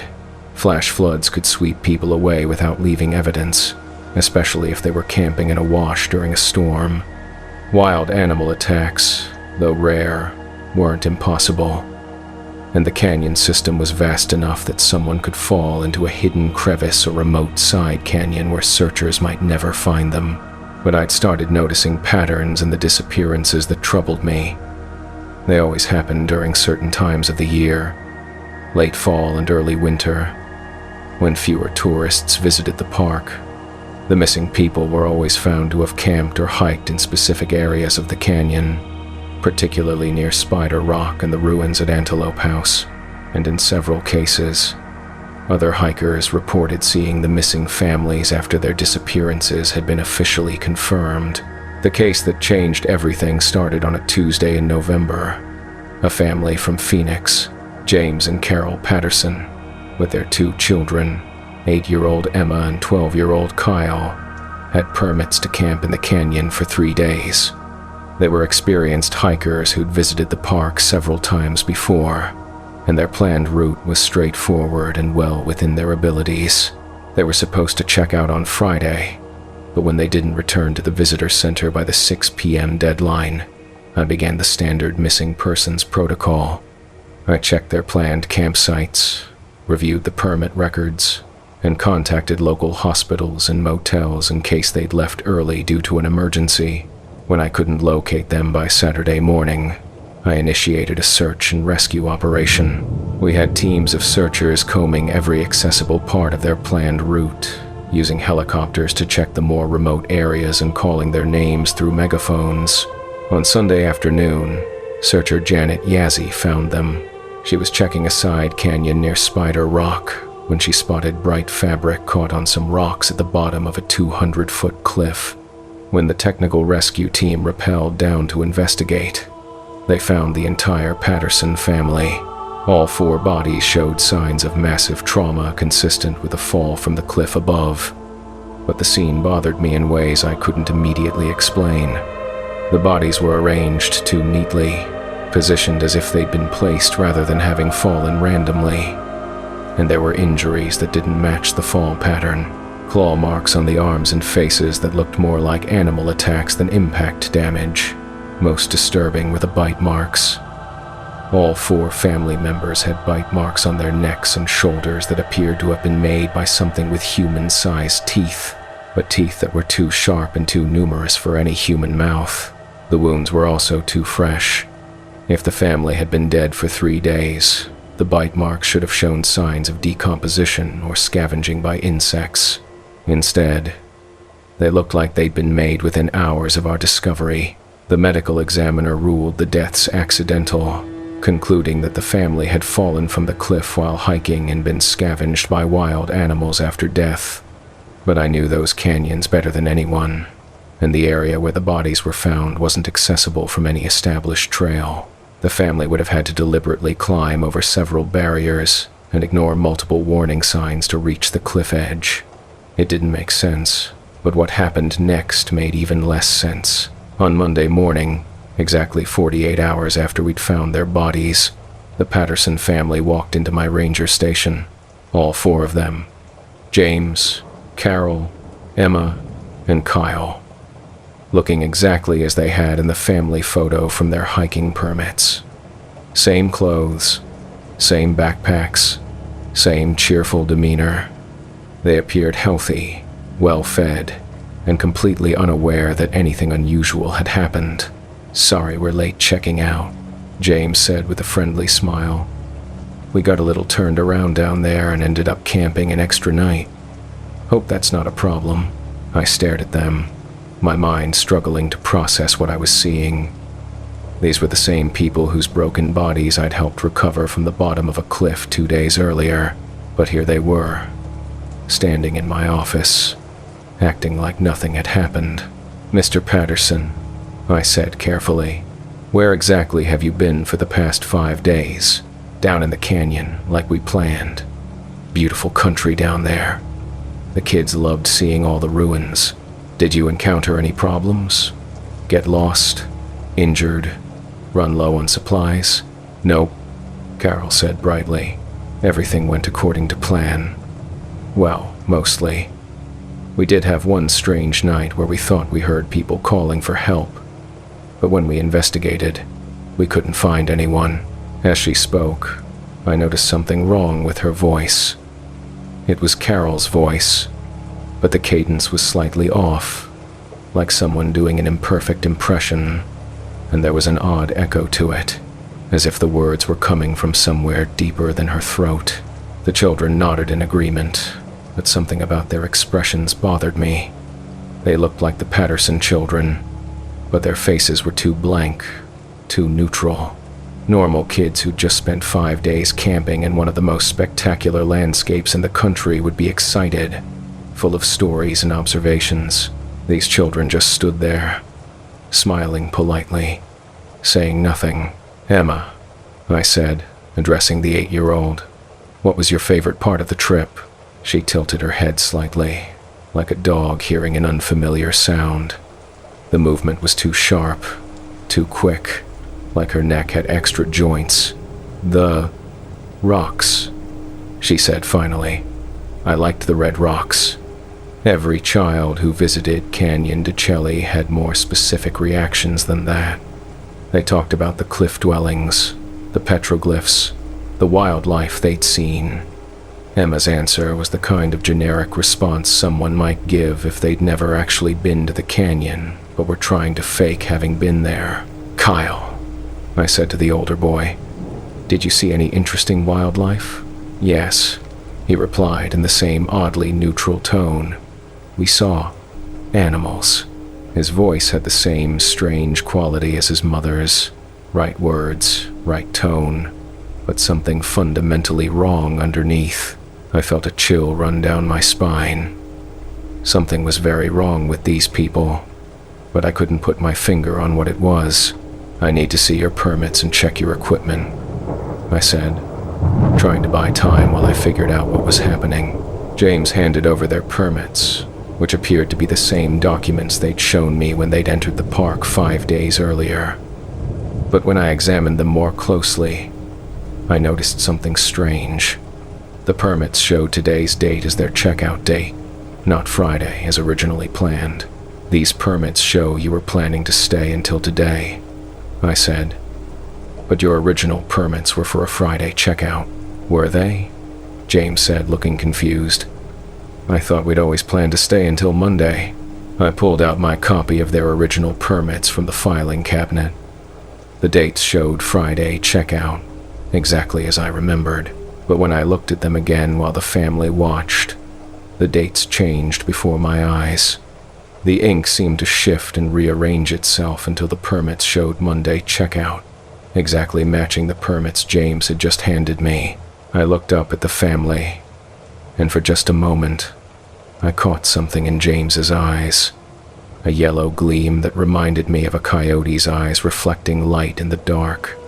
And behind that gleam, something hungry and patient and utterly inhuman. "Is there a problem, Ranger?" James asked, and his voice had a subtle difference from before. Still friendly, but with an undertone that sounded almost mocking. "No problem," I said, though every instinct I had was screaming that there was a very big problem. "You're all set to go." As they turned to leave, I noticed that none of them cast shadows on the floor, despite the bright morning sunlight streaming through my office windows. After they left, I immediately called the medical examiner's office to confirm the status of the bodies we'd found on Sunday. "Patterson family?" "I don't show any record of bodies by that name being brought in this week," the clerk told me. 4 bodies. Found near Spider Rock on Sunday afternoon. Apparent fall victims. I signed the transfer paperwork myself. "I'm sorry, but we haven't received any fall victims from Canyon to Chelly recently. Are you sure you have the right case?"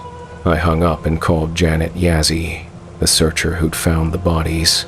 "Janet, I need to ask you about the family you found on Sunday." "What family?" "I didn't find any family on Sunday. The Patterson family. Near Spider Rock. You called me on the radio when you spotted the fabric. Ranger Begay. I think you might be confused. I didn't work any searches this weekend. I was visiting my grandmother in Chinley, but I had clear memories of Janet's radio call, of coordinating the technical rescue team, of examining the bodies at the bottom of the cliff.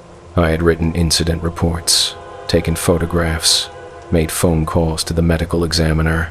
Now, none of those people had any memory of the events I remembered so clearly. I went to my computer and searched for the incident reports I'd filed about finding the Patterson family's bodies. The files didn't exist. I checked my camera for the photographs I'd taken at the scene. The memory card showed no photos from Sunday or Monday. I checked my radio logs, my duty roster, even my personal calendar. Everything had been changed to show that I'd spent a quiet weekend with no major incidents. It was as if the discovery of the bodies had been erased from reality, replaced by a version where the family had never died at all. That evening, I drove out to my grandfather's house on the reservation. Robert Begay was 83 years old and had worked as a traditional healer for over 50 years. If anyone would understand what was happening to me, it would be him. "Grandfather," I said in Navajo, "I need to ask you about something that happened at the canyon." I described the entire sequence of events, finding the bodies, having my memories of the discovery erased, and encountering the family alive when they should have been dead. My grandfather was quiet for a long time after I finished, staring into the fire that burned in his wood stove. "Thomas," he said finally, "do you remember what I told you when you first started working at the canyon? You said there were things down there that I should be careful of. Old things that didn't like visitors. Did you listen to my warnings? I thought they were just stories, Grandfather. Traditional beliefs that didn't apply to modern park management. And now, I looked out his window toward the dark outline of the canyon walls in the distance. Now I think I need to understand what I'm really dealing with. The canyon has been home to our people for thousands of years," my grandfather said, "but it's also been home to other things. Older things. The Yi-Nab-Lushi have always used the deep places as hunting grounds. Skinwalkers, among others. But not the simple shapeshifters that most people think of when they hear that word. These are entities that can consume entire identities. Body, spirit, memory, existence itself. They leave nothing behind except shells, puppets that they wear to move in the world of the living. What happened to the real Patterson family? They're gone, Thomas. Completely gone. Their bodies, their spirits, their life force, even the memory of their existence, all consumed. What you saw in your office today were vessels, empty forms being animated by something that needed human shapes to interact with the world above. Why can I remember finding the bodies when no one else can? Because you have the blood. Our blood. The canyon recognizes you as belonging to this place, so it doesn't hide everything from you the way it does from outsiders. But that also means you're in great danger. What kind of danger? These entities are always hungry. They've been feeding on tourists for decades, maybe centuries, and now they know that you can see through their deceptions. That makes you a threat that they'll want to eliminate. My grandfather stood up and began gathering items from around his house. Bundles of sage and cedar, small leather pouches filled with protective herbs, pieces of turquoise and silver. We need to perform ceremonies to protect you, he said. And you need to understand that your job has changed. You're no longer just a park ranger. You're a guardian, standing between these ancient hunters and the innocent people who visit the canyon. How many missing persons cases were actually these? Feeding events. More than you know. The entities can alter records, change memories, make people forget that certain individuals ever existed. But every person who disappears makes them stronger, more capable of creating convincing shells. That night, my grandfather performed protective rituals that lasted until dawn. He blessed me with smoke from burning herbs, gave me a medicine bundle to carry at all times, and taught me prayers in Old Navajo that were designed to ward off supernatural predators. These will help, he said, but they're not perfect protection. You need to be smart, careful, and always alert. And Thomas, if you see those Patterson shells again, or any other people who shouldn't be alive, don't let them know you can see through their disguise. The next morning, I returned to work with a new understanding of my responsibilities.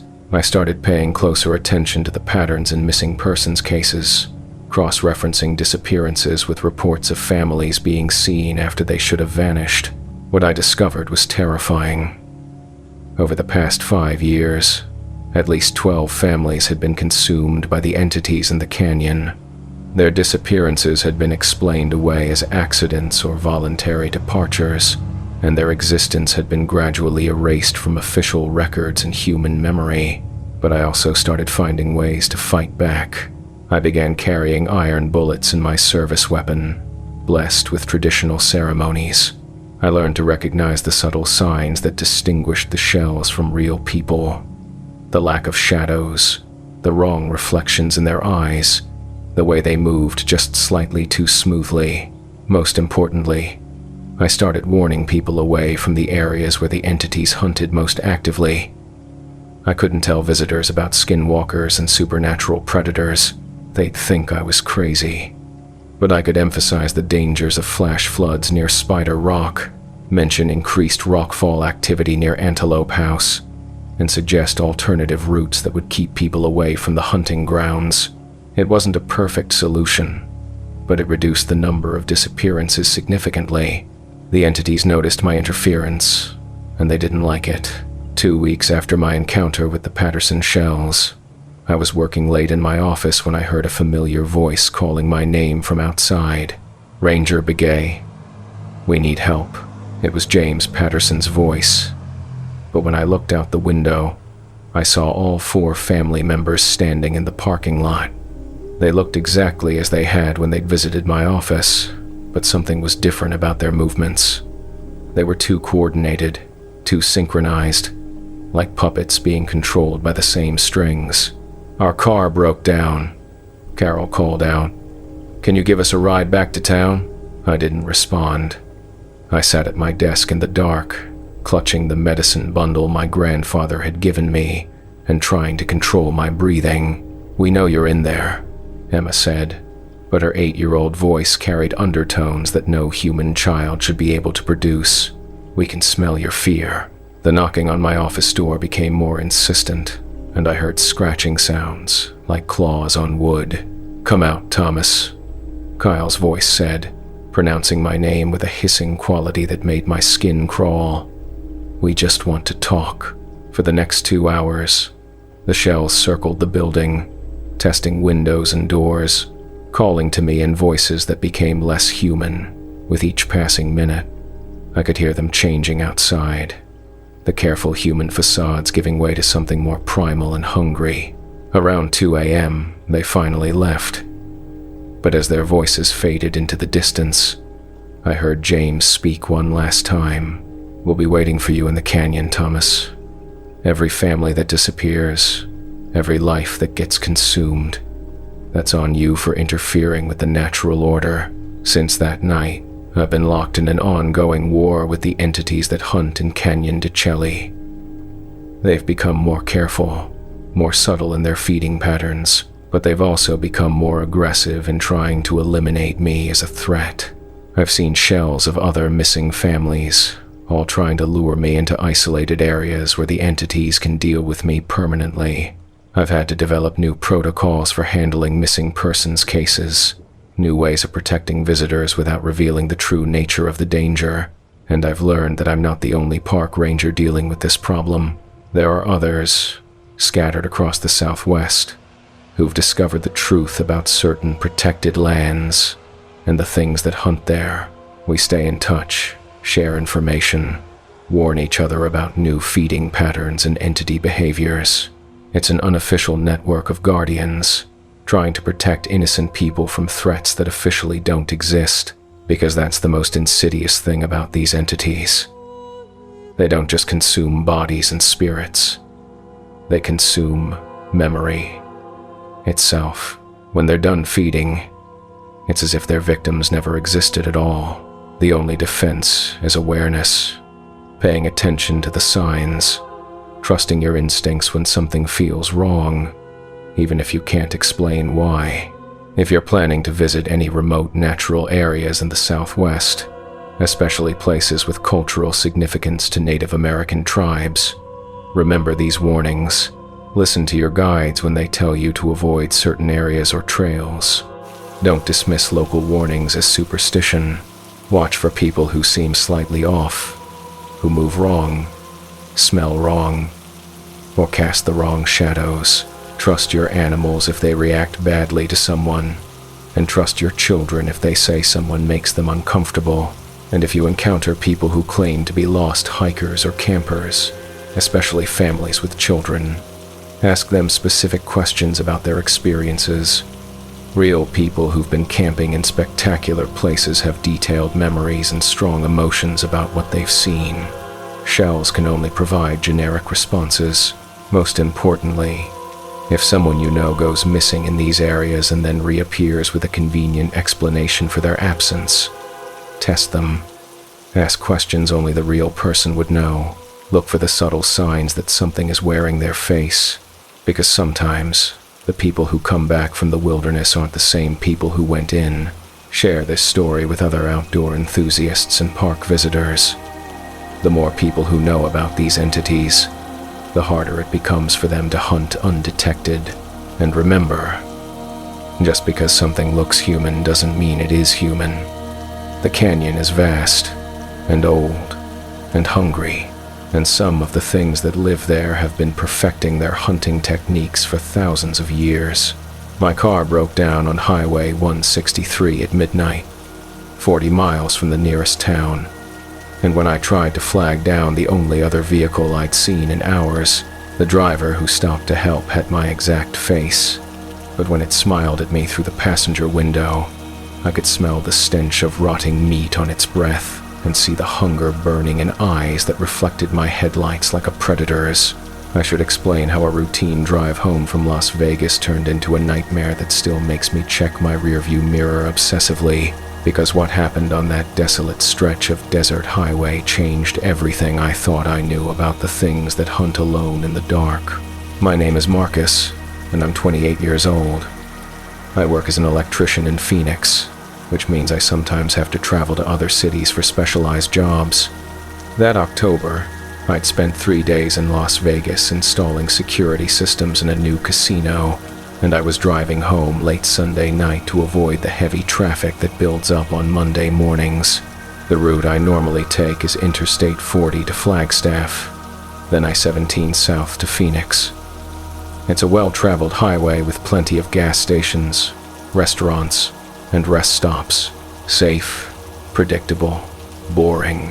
But that night, construction had I-40 completely shut down east of Flagstaff. The detour signs directed traffic onto smaller highways that would eventually reconnect with the interstate, but the route was confusing and poorly marked. After following detour signs for about an hour, I found myself on Highway 163, a 2-lane road that cuts straight through some of the most remote desert in northern Arizona.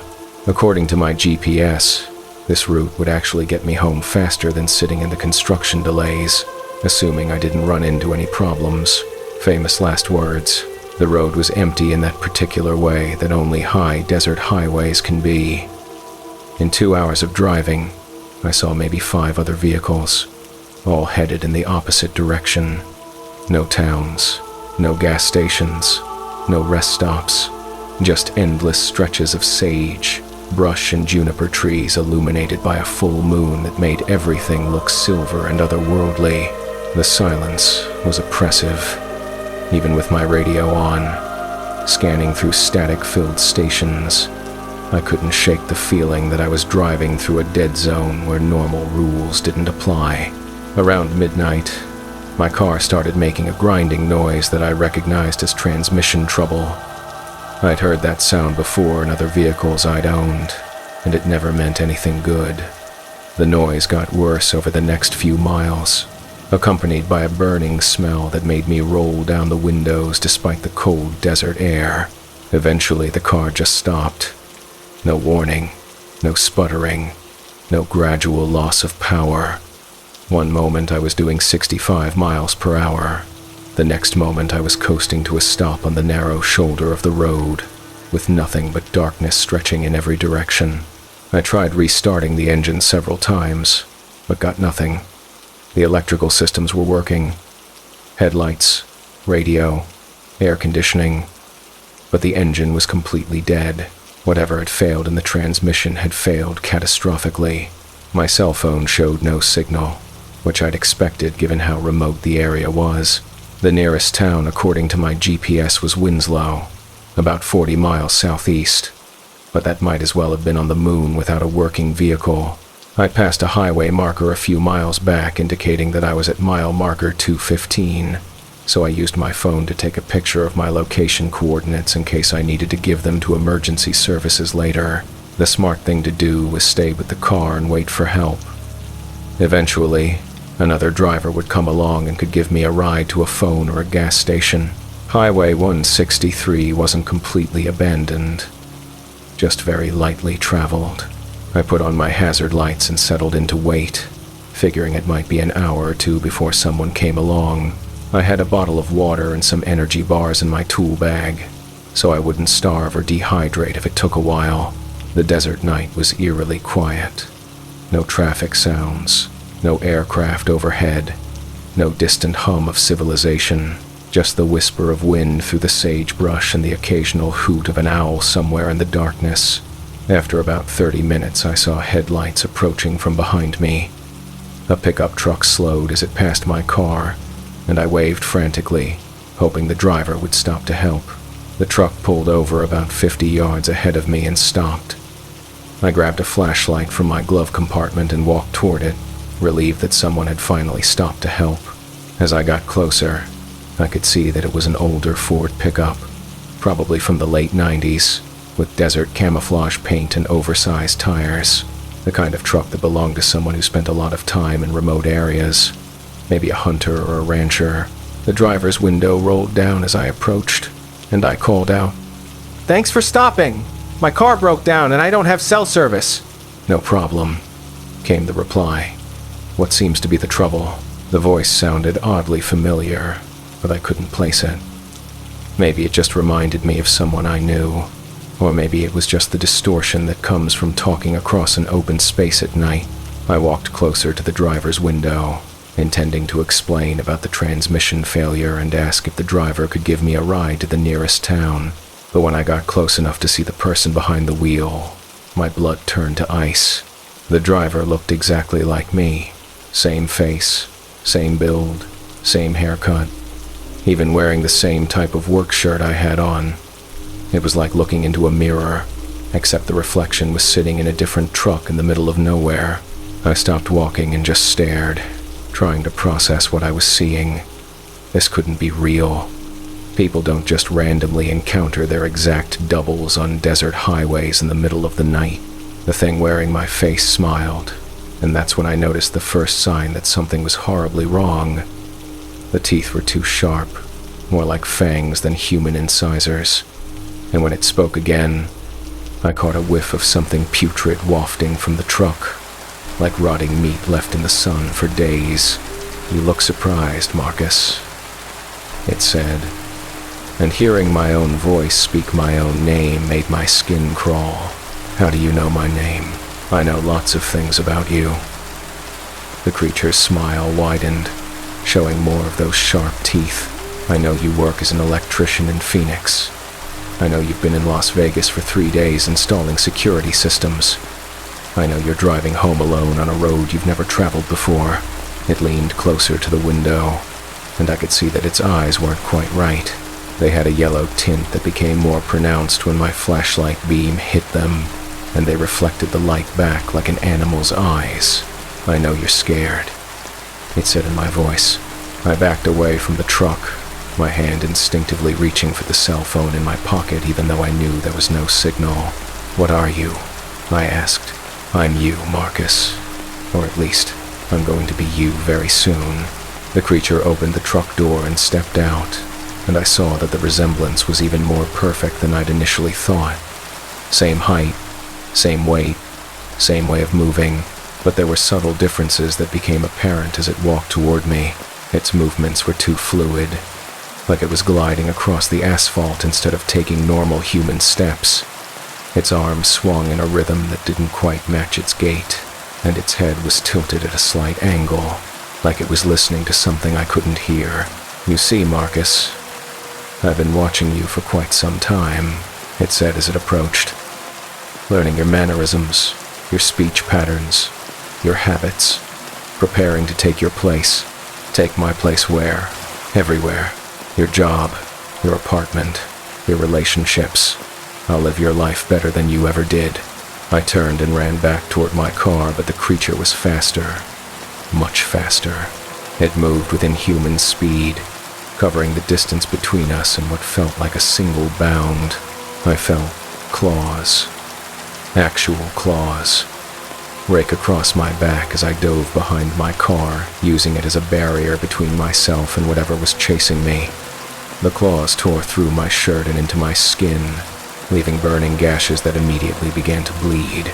"You can't run from yourself, Marcus," the creature called out, and I could hear it circling around my car. "I am you now. I know how you think, how you move, what scares you most." I crouched behind the rear bumper, trying to think of a way out of this situation. The creature was stronger and faster than any human, which meant I couldn't fight it or outrun it. My car was dead, so I couldn't drive away, and there was nowhere to hide in the flat desert landscape. But I had tools in my car. As an electrician, I always carried a full kit of equipment, including some items that might work as weapons. I crawled to the driver's side door and carefully opened it, trying not to make any noise. My tool bag was on the passenger seat, and I quietly unzipped it, feeling around for anything that might help. My fingers closed around a high-voltage tester, a device designed to detect electrical current in wires. It wasn't much of a weapon, but it had a sharp metal probe that might do some damage if I could get close enough to use it. "I can smell your fear, Marcus," the creature said from somewhere on the other side of the car. "It's intoxicating. Do you know that fear has a taste? A texture? I've been savoring yours for weeks. Weeks? Had this thing been stalking me for weeks without my knowledge?" I also found a small flashlight and a can of electrical contact cleaner, basically a pressurized solvent that was highly flammable. Not exactly a flamethrower, but potentially useful if I could figure out how to ignite it. "Come out, Marcus. Let's finish this quickly. I promise it won't hurt for long." I heard footsteps approaching the front of my car. The creature was moving slowly now, confident that it had me trapped. I gripped the voltage tester in one hand and the contact cleaner in the other, trying to formulate some kind of plan, when the creature appeared around the front bumper, moving with that unnatural gliding motion. I was ready. I sprayed the contact cleaner directly at its face while simultaneously jamming the voltage tester forward like a knife. The solvent hit the creature in the eyes, and it let out a shriek that sounded like multiple voices screaming in harmony. The probe of the voltage tester caught it in the shoulder, and I felt it penetrate something that was definitely not human flesh. Instead of blood, a thick, black substance oozed from the wound, and the smell of decay intensified to the point where I had to fight not to vomit. The creature staggered backward, clawing at its face, and I took the opportunity to run, not back toward the road where its truck was waiting, but straight out into the desert, hoping to find some place to hide until dawn. I ran for what felt like hours, stumbling over rocks and thorny brush, guided only by moonlight and the desperate need to put distance between myself and the thing that wore my face. Behind me, I could hear it howling in rage and pain, a sound that seemed to come from every direction at once. Eventually, I found a cluster of large boulders that formed a natural shelter. I crawled into the deepest crevice I could find and huddled there, listening to the night sounds and trying to control my breathing. The howling continued for a while, sometimes close, sometimes distant, but always moving. The creature was hunting for me, tracking me through the desert like a predator following wounded prey. Around 4 a.m., the sound stopped. The desert fell into that oppressive silence again, and I began to hope that maybe the creature had given up or moved on to easier prey.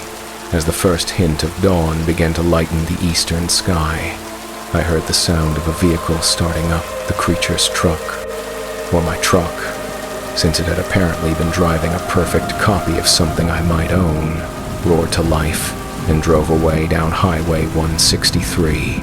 I waited until full daylight before leaving my hiding place. The walk back to my car took about 2 hours, and by the time I reached the highway, the sun was high enough to make the desert heat uncomfortable. My car was exactly where I'd left it, but the creature's truck was gone. The only evidence of the encounter was the claw marks across my back and the black stains on the asphalt where I'd wounded the thing. Around noon, a highway patrol officer found me sitting beside my car. I'd flagged down 3 other vehicles, but none of them had stopped. Apparently, word had gotten out about the crazy guy walking around the desert, and other drivers were avoiding me. Transmission failure, I told the officer when he asked what had happened. Broke down around midnight and had to wait for help. I didn't mention the creature that had worn my face.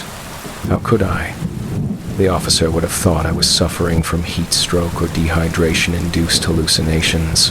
Instead, I got a tow to Winslow and had my car repaired. The transmission had indeed failed catastrophically, just as I'd thought.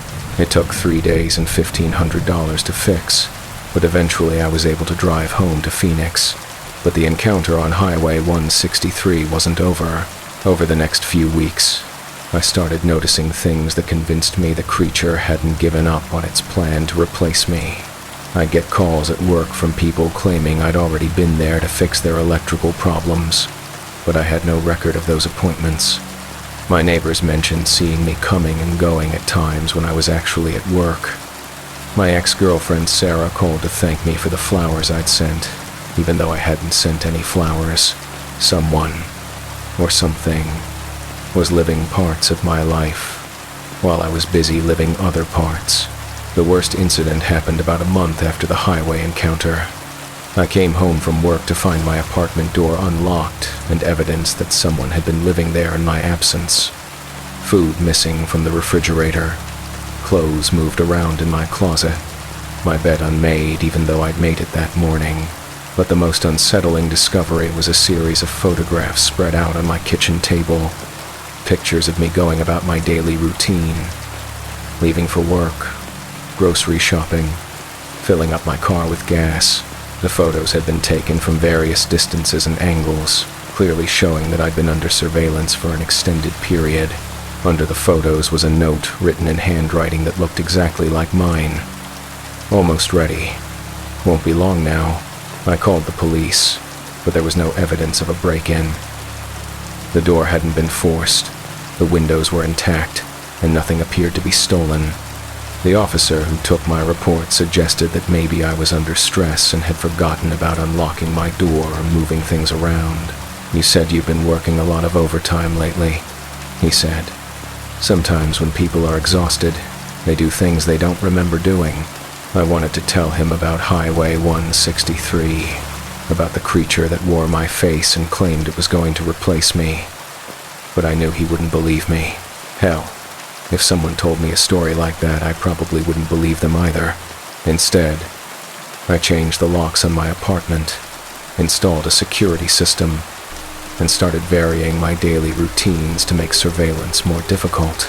But I also started researching skinwalkers and similar creatures from Native American traditions, trying to understand what I was dealing with and how to protect myself. What I learned was both helpful and terrifying. According to the stories, skinwalkers could indeed take on the exact appearance of their intended victims, but the process required time and close observation. They needed to study their targets extensively before the transformation was complete. The good news was that they had weaknesses. Iron could hurt them, which explained why my voltage tester had been effective. They were also vulnerable to certain traditional protections: sage, cedar smoke, prayers spoken in native languages. I started carrying iron objects with me everywhere I went. A wrench, a steel knife, anything that might give me an edge if I encountered the creature again. I also found a Navajo woman who worked at a local clinic who was willing to teach me some basic protective rituals. "You've been marked," she told me after I described my encounter. "The Yi, now Lushi, the one who walks on all fours, has chosen you as a target. It won't stop until it completes the transformation." "How long does the process take?" "It depends on how much the creature learns about you, how perfectly it can mimic your life. Some transformations take months, others take years, but once it's complete..." She shook her head. "The original person becomes redundant. What happens to the original? They disappear, and no one ever realizes they're gone because the skinwalker has become them so completely that even family and friends can't tell the difference." That conversation convinced me that I needed to take more aggressive action.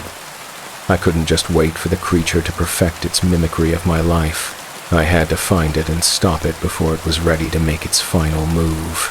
I started spending my weekends driving back to Highway 163, looking for any sign of the creature or its truck. I talked to gas station attendants, highway patrol officers, and anyone else who might have seen something unusual in the area. Most people hadn't noticed anything strange, but a few mentioned seeing vehicles that didn't quite look right, trucks that seemed normal from a distance but had something off about them when you got closer. "Saw a Ford pickup about 3 weeks ago," one gas station attendant told me. "Looked just like yours, actually. But when the driver came in to pay for gas, something about him gave me the creeps. Couldn't put my finger on what it was, but I was glad when he left." "What did he look like?" "Hard to say. Kept his head down, paid in cash, didn't say much. But his eyes..." The attendant shuddered when he looked up at me for just a second. His eyes looked wrong, like an animal's eyes. I knew I was on the right track, but I also knew I was running out of time. The creature was getting better at imitating me, more confident in its ability to fool the people in my life. 2 weeks ago, my boss pulled me aside at work to ask about the conversation we'd had the previous day about changing my work schedule. "What conversation?" I asked. "Yesterday afternoon, you came by my office and said you wanted to switch to the night shift. We talked about it for about 20 minutes. I'd been homesick the previous day with food poisoning. I hadn't been anywhere near the office. Are you sure it was me?" My boss looked at me strangely. "Of course it was you. We've worked together for 3 years, Marcus. I think I know what you look like. But did he?"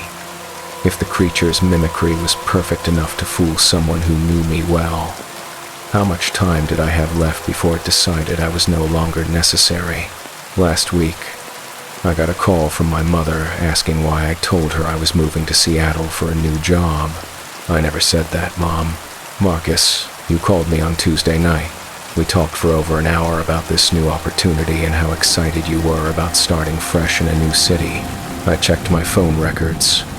No call to my mother on Tuesday night. No calls to anyone, actually. Since I'd been working late that night on an emergency repair job, the creature wasn't just imitating my appearance anymore. It was actively sabotaging my relationships, preparing people for my eventual disappearance. That's when I realized the truth. The creature wasn't planning to replace me indefinitely. It was planning to make me disappear completely, to create a situation where no one would look for me or question my absence. If my family and friends believed I'd moved to Seattle for a new job, if my boss thought I'd requested a schedule change, if my neighbors had been seeing me come and go at unusual times, then when the real me disappeared, everyone would just assume I'd followed through on my plans. The creature was methodically erasing my existence while simultaneously becoming me. I knew I had to act fast. But I also knew I couldn't fight this thing alone. I needed help from someone who understood what I was dealing with. Yesterday, I drove back to Highway 163 one more time. Not to hunt for the creature, but to perform a ritual that the Navajo woman had taught me. A way of sending a message to the creature, challenging it to meet me on neutral ground where we could settle this once and for all. I built a fire using sage and cedar, spoke the words she'd taught me, and made my challenge. I told the creature I knew what it was, what it was planning, and that I was ready to fight for my life. The response came this morning. A text message to my phone from my own number. Highway 163, mile marker 215. Midnight tomorrow. Come alone. So tonight, I'm driving back to that desolate stretch of desert where this all started. I'm carrying every iron tool I own, every protective charm I've been given, and a determination to either end this threat or die trying. Because I know that if I don't stop this creature now, if I let it complete its transformation, then the real Marcus will disappear forever, and no one will ever know the difference. If you're reading this, if I don't come back from tonight's confrontation, then maybe you can learn from my experience. Watch for the signs. Be suspicious when people you know claim to have had conversations with you that you don't remember. Question anyone who knows details about your life that they shouldn't know. And if you ever break down on a lonely highway in the middle of the night and someone who looks exactly like you stops to offer help, don't trust them. Run. Run as fast and as far as you can, and don't look back, because sometimes the person you trust most is wearing your own face. Share this story with others who travel remote highways alone. The more people who know about these creatures, the harder it becomes for them to hunt us. And remember, the desert is vast, and there are things living in it that are older and hungrier than anything we can imagine. My 6-year-old daughter Emma came running into the kitchen at breakfast time, excited to tell me about the new friend she'd made in our backyard. But when I looked out the window, I saw a full-grown man crouched behind our fence, watching our house with yellow eyes that reflected the morning sunlight like a wild animal's. Let me explain how a normal Tuesday morning turned into the most terrifying experience of my life, and why I now check every room in our house 3 times before bed each night. My name is Rachel, and I'm a 34-year-old single mother living in Farmington, New Mexico. After my divorce 2 years ago, Emma and I moved into a small rental house on the outskirts of town, where the suburbs give way to open desert and wide skies.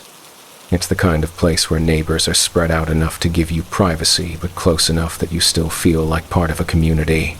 The house came with a decent-sized backyard, which was perfect for Emma.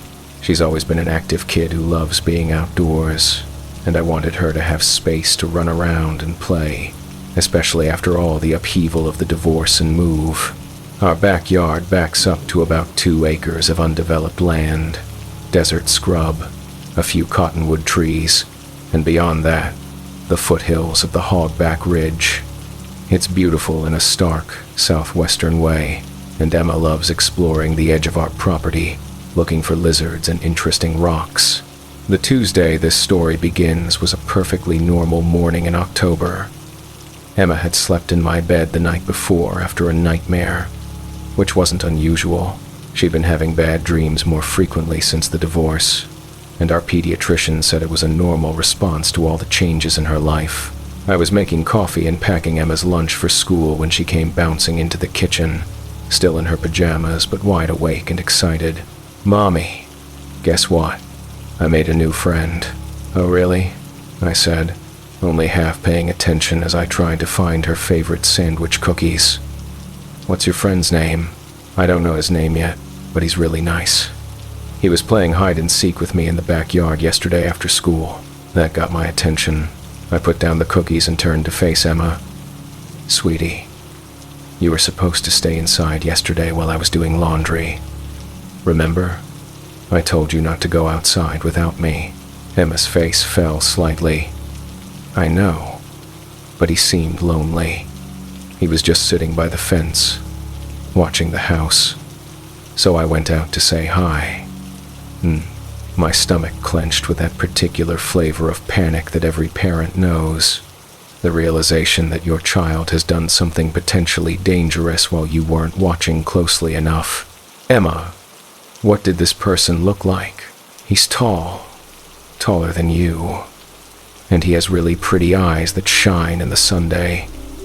He was wearing old clothes, like camping clothes, but they were really dirty."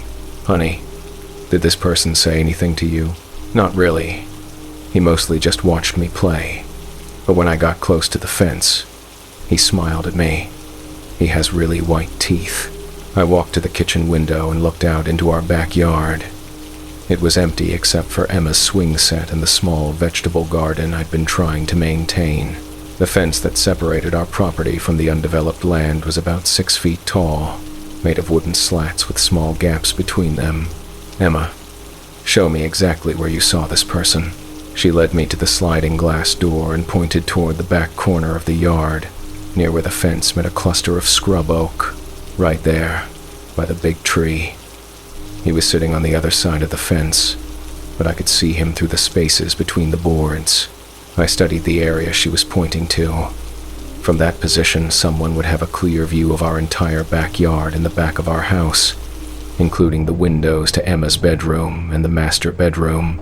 "Emma, I need you to promise me something. If you see this person again, you come inside immediately and tell me. Don't talk to him. Don't go near the fence. Just come straight inside." "But why?" "He seemed nice." How do you explain to a 6-year-old that adults who watch children from behind fences are probably not nice people?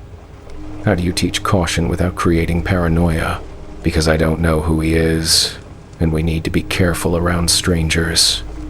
Promise me."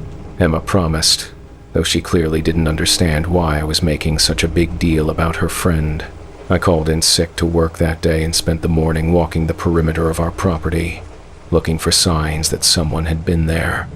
I found several areas where the desert grass had been flattened, as if someone had been sitting or lying there for extended periods. There were also what looked like tracks in the sandy soil, footprints that seemed too large to be human and had an odd, elongated shape. I called the Farmington Police Department and explained the situation. A deputy came out around noon and took my statement, but I could tell he wasn't taking it very seriously. "Probably just a homeless person looking for a place to camp," he said after examining the tracks. "We get that sometimes out here where the town meets the desert. I'll have patrol cars drive by more frequently, but there's not much else we can do unless he actually trespasses on your property." "What about those tracks?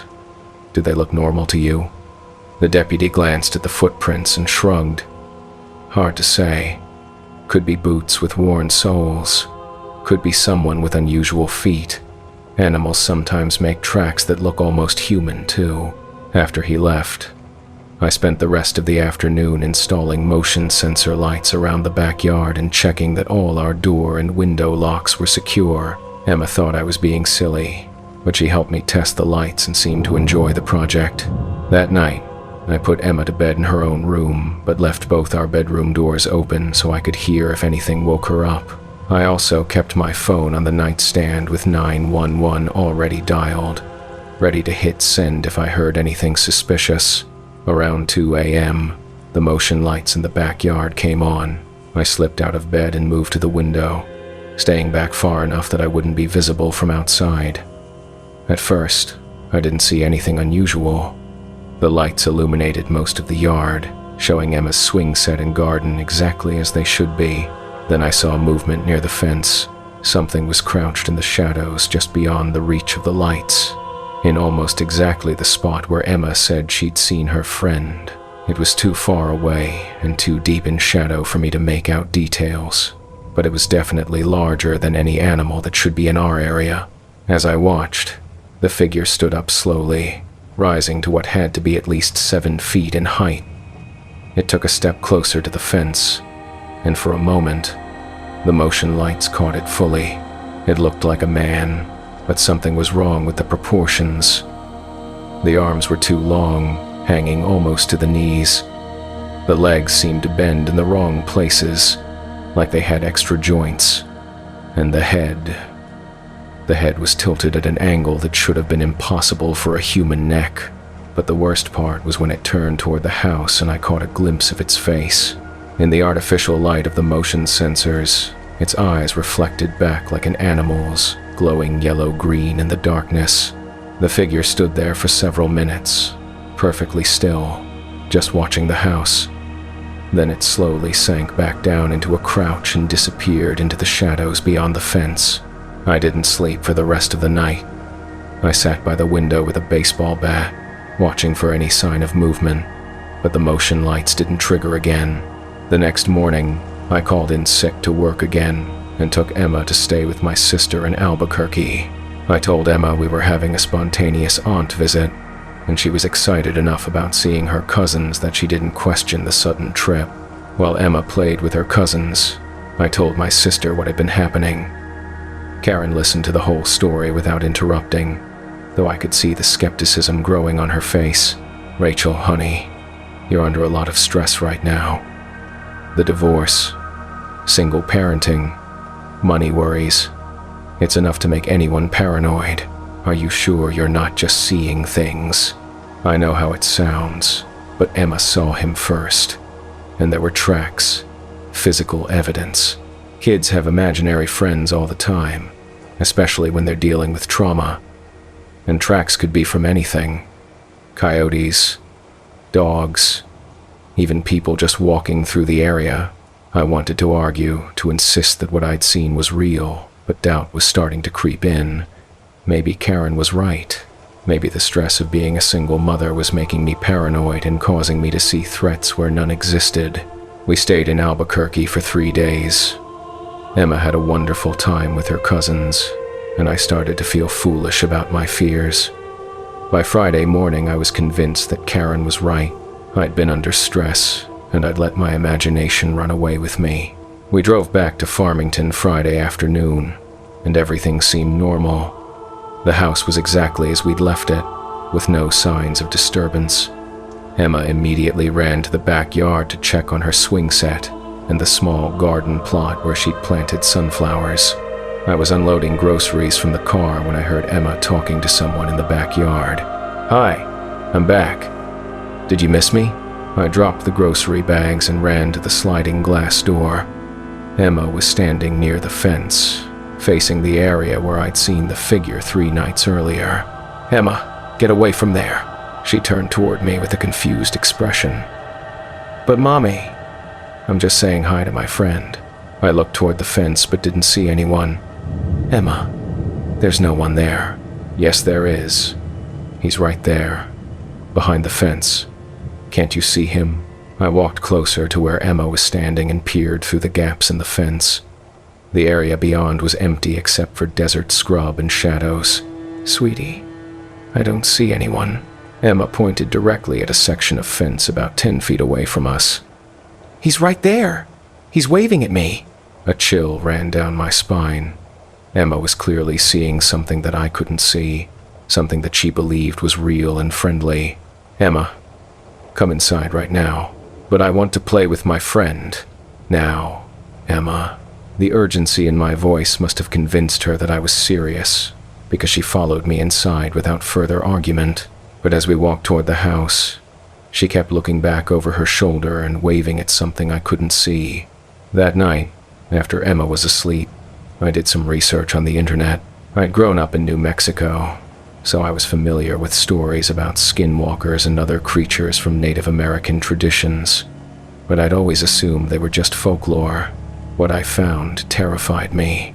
According to multiple sources, skinwalkers often targeted children because kids were more susceptible to their influence.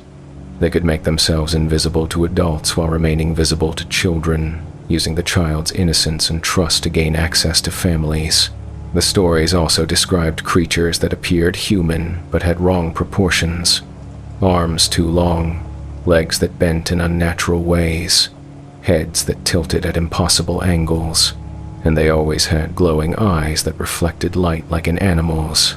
Everything I'd seen matched the descriptions in the traditional stories, but the worst part was what the stories said about skinwalkers' ultimate goals. They didn't just want to observe or frighten people.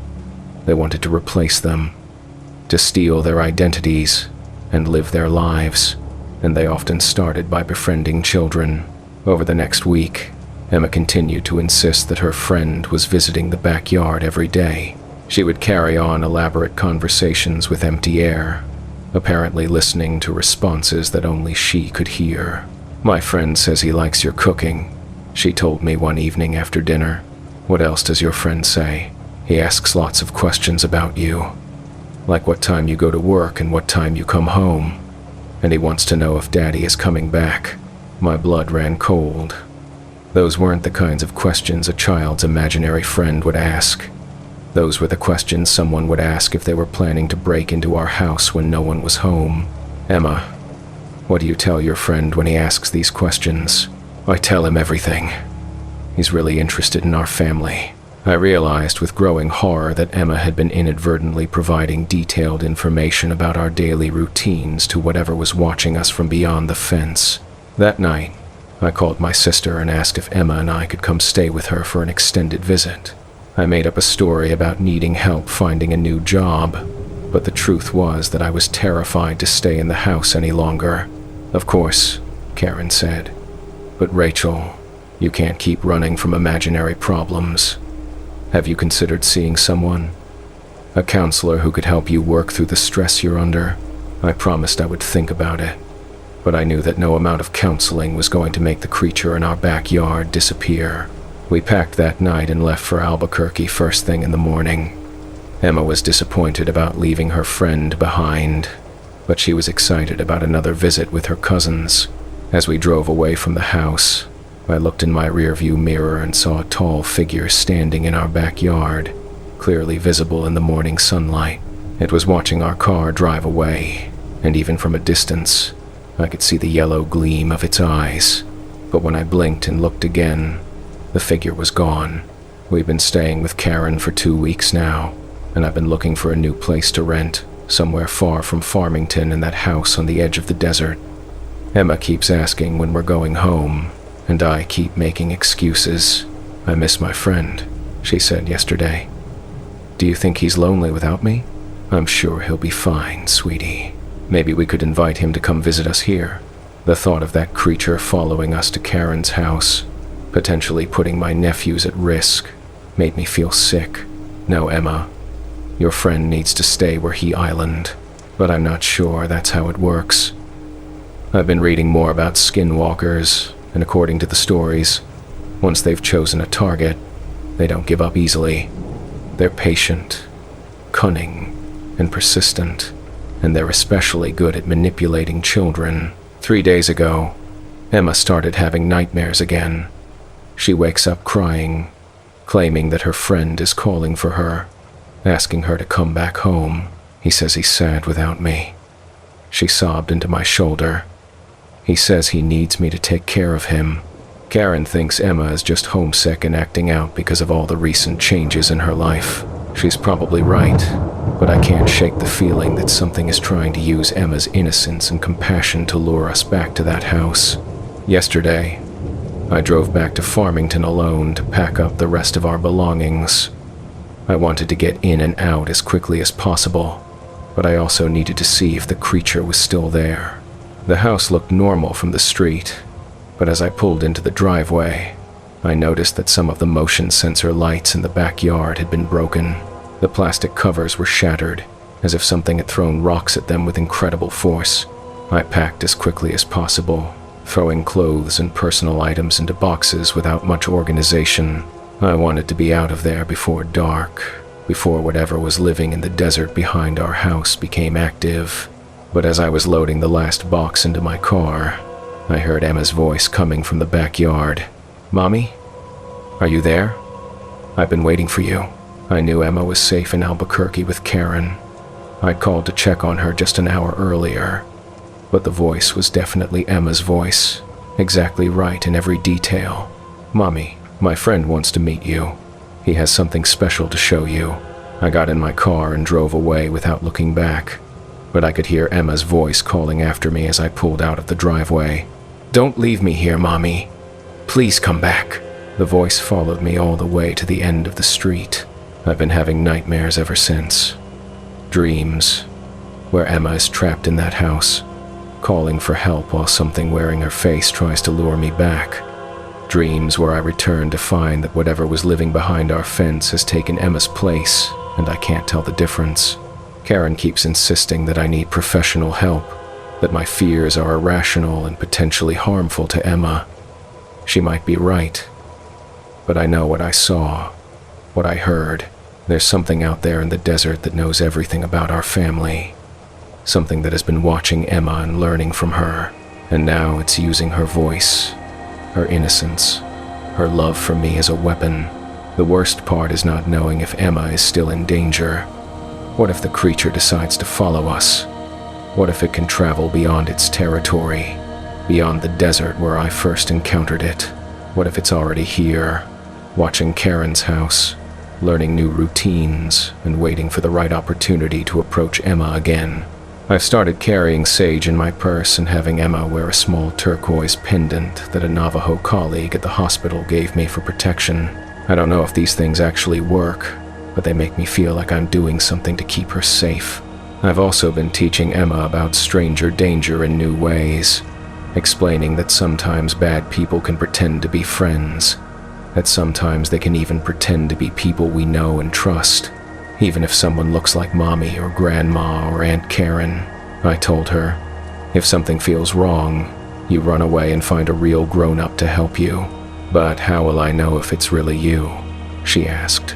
It was a good question, and one I didn't have a complete answer for. Ask questions that only the real me would know the answers to.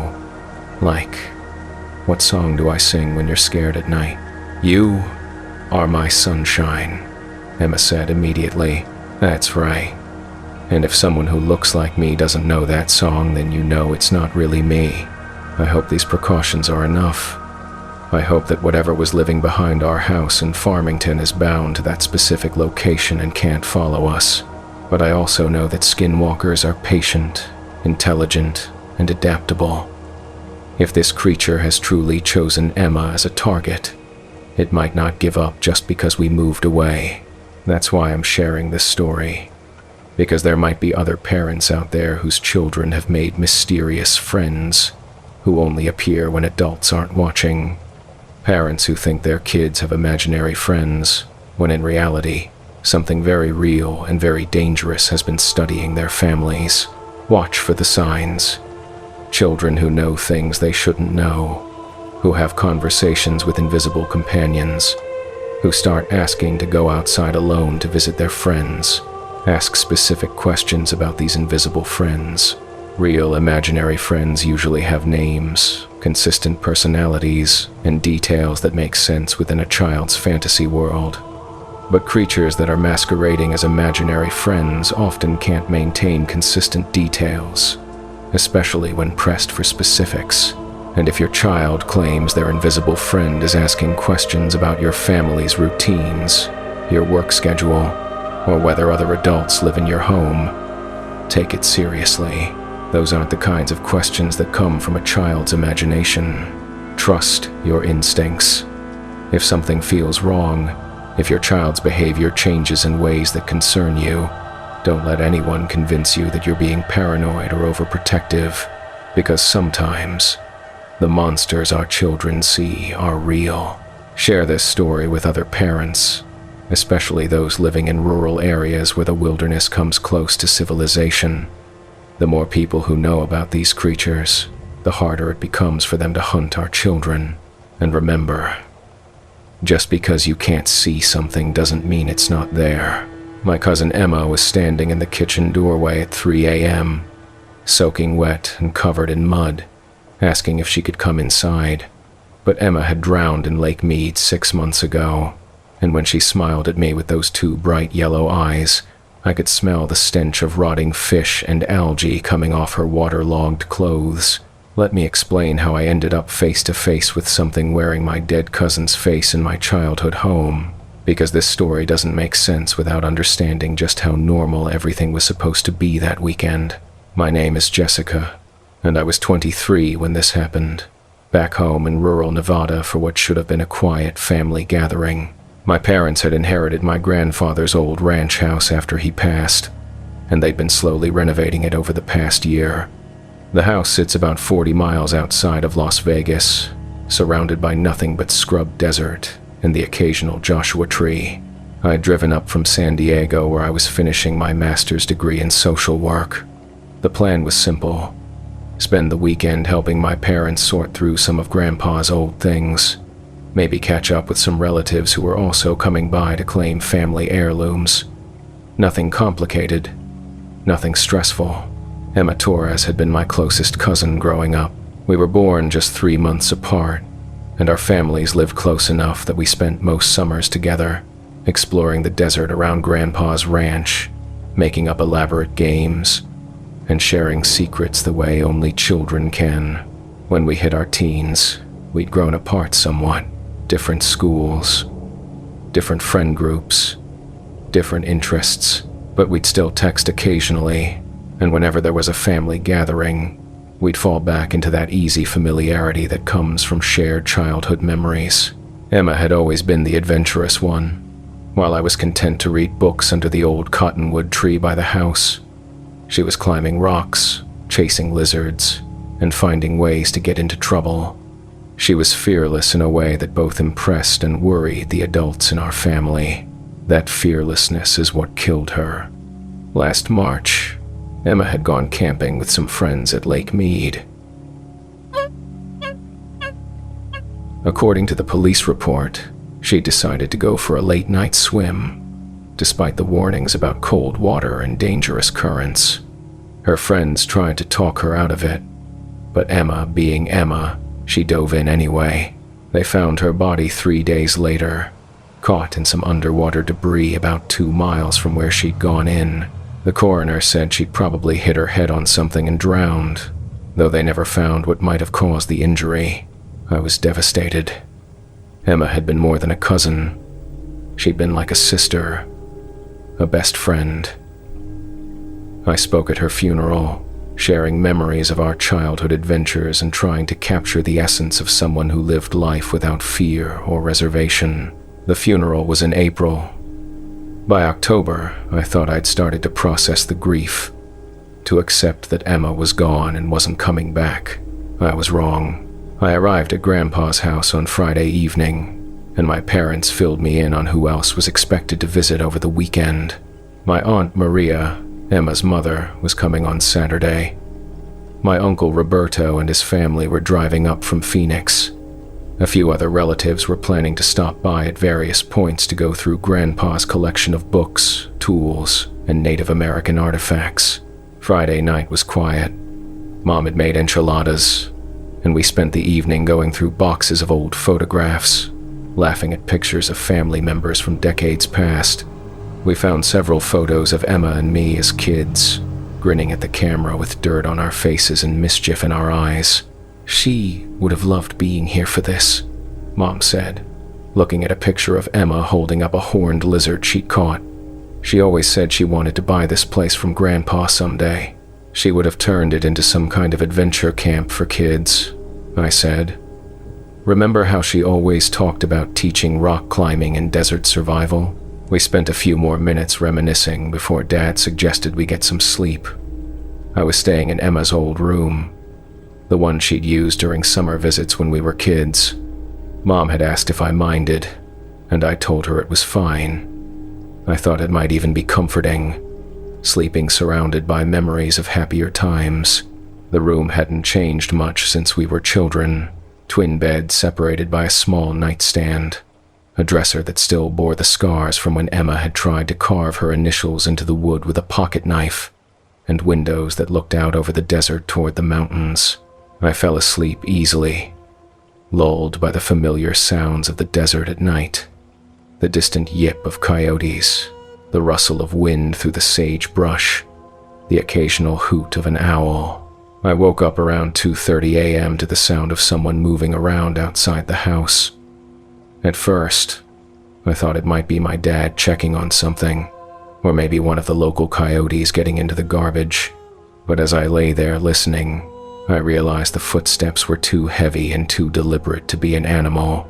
Someone was walking around the perimeter of the house. I got up and moved to the window, careful not to make any noise. The moon was nearly full, casting everything in silver light, and I could see clearly across the yard to the desert beyond. There was definitely someone out there, a figure moving slowly around the edge of the property, staying just at the border between the yard and the open desert. They were too far away for me to make out details, but something about their movement seemed wrong.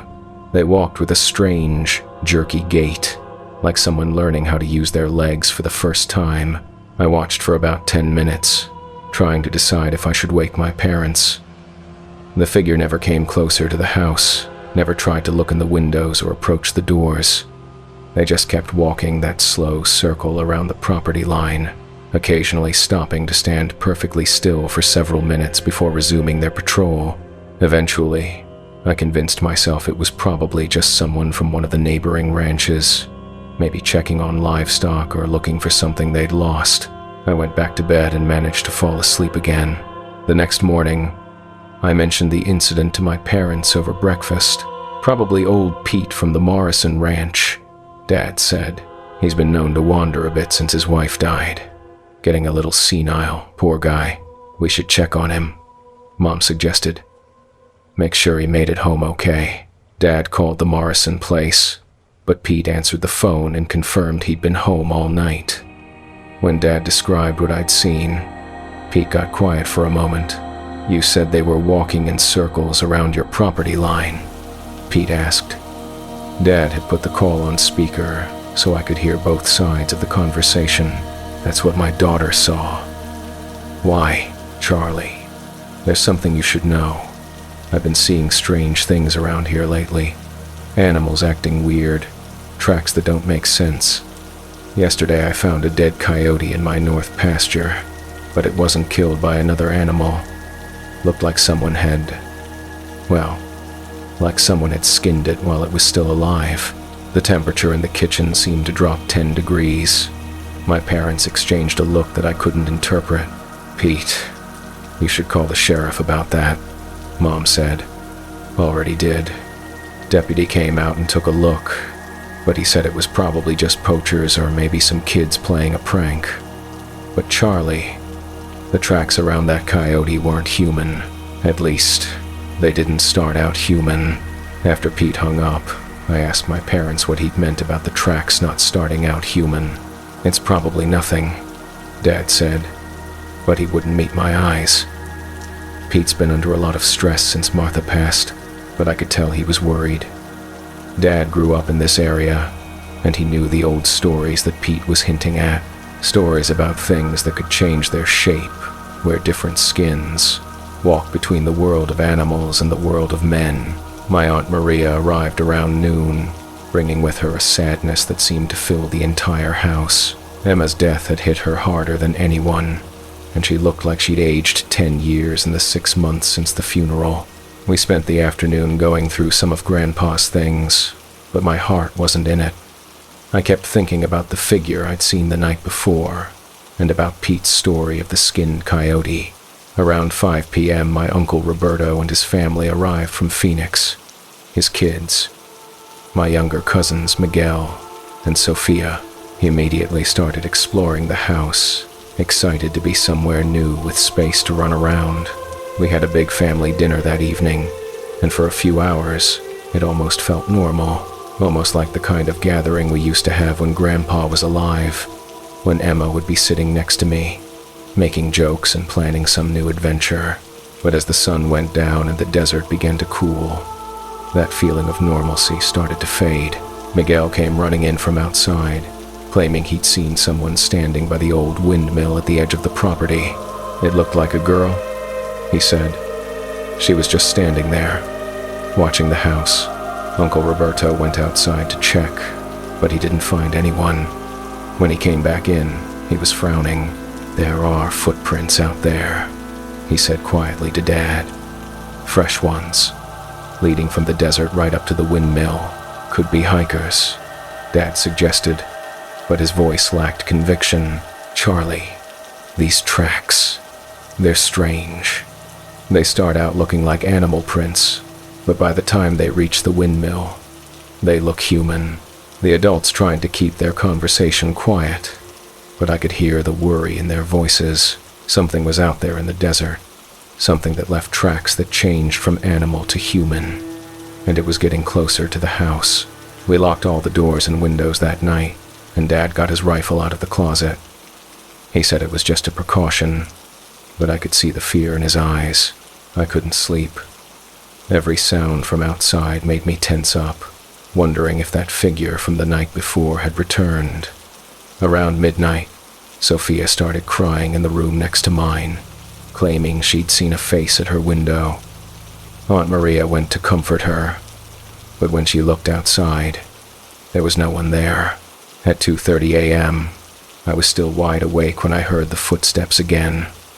This time, they were closer, much closer. I moved to the window and peered out through the curtains. The moon was still bright, and I could see everything clearly. There was someone standing in the yard, about 20 feet from the house. At first, I thought it might be the same figure from the night before, but as my eyes adjusted, I realized this was different. This was a young woman, probably around my age. She was wearing jeans and a t-shirt, both soaked through with water. Her long dark hair hung in wet tangles around her face, and she was covered in mud from head to toe. She looked exactly like Emma. My heart stopped.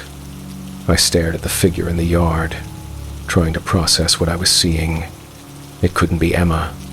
Emma was dead. I'd been to her funeral. I'd seen her body. I'd watched them lower the casket into the ground, but the resemblance was perfect. Same height, same build, same way of standing with one hip cocked to the side. Even the clothes looked like something Emma would wear. As I watched, the figure began walking toward the house. She moved with that same strange, jerky gait I'd noticed the night before, like someone relearning how to walk. Her head was tilted at an odd angle, and she never blinked. She stopped directly in front of my window and looked up at me.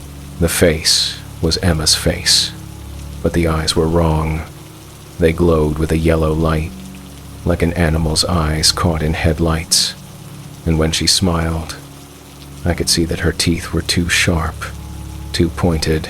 "Jessica," she called out, and the voice was perfect. It was Emma's voice, with the same slight rasp she'd had since childhood, the same way of drawing out the first syllable of my name. "Jessica, it's me. I need help."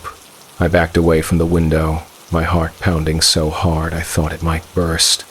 This couldn't be happening. Emma was dead. Whatever was standing in the yard wasn't my cousin. I'm hurt, Jess, the thing continued. I've been trying to get home, but I'm so tired. Can you let me in? The voice was so convincing, so exactly right, that for a moment I almost believed it was really her. Maybe there had been a mistake. Maybe Emma hadn't really drowned. Maybe she'd been injured and confused, wandering the desert for months, finally making her way home. But then I remembered the yellow eyes, the two sharp teeth, and the smell of rotting fish that had wafted through the glass when she'd spoken. Please, Jessica, I'm scared. There are things out here in the desert. Bad things. I need to come inside where it's safe. I could hear movement in other parts of the house now. Other family members were waking up, probably hearing the voice outside. I heard my dad's footsteps in the hallway. Heard him telling my mom to stay in their room. Jessica? Aunt Maria's voice came from down the hall. Is that Emma out there? I couldn't answer. I was frozen, staring at the thing in the yard that wore my dead cousin's face and spoke with her voice. Dad appeared in my doorway, his rifle in his hands.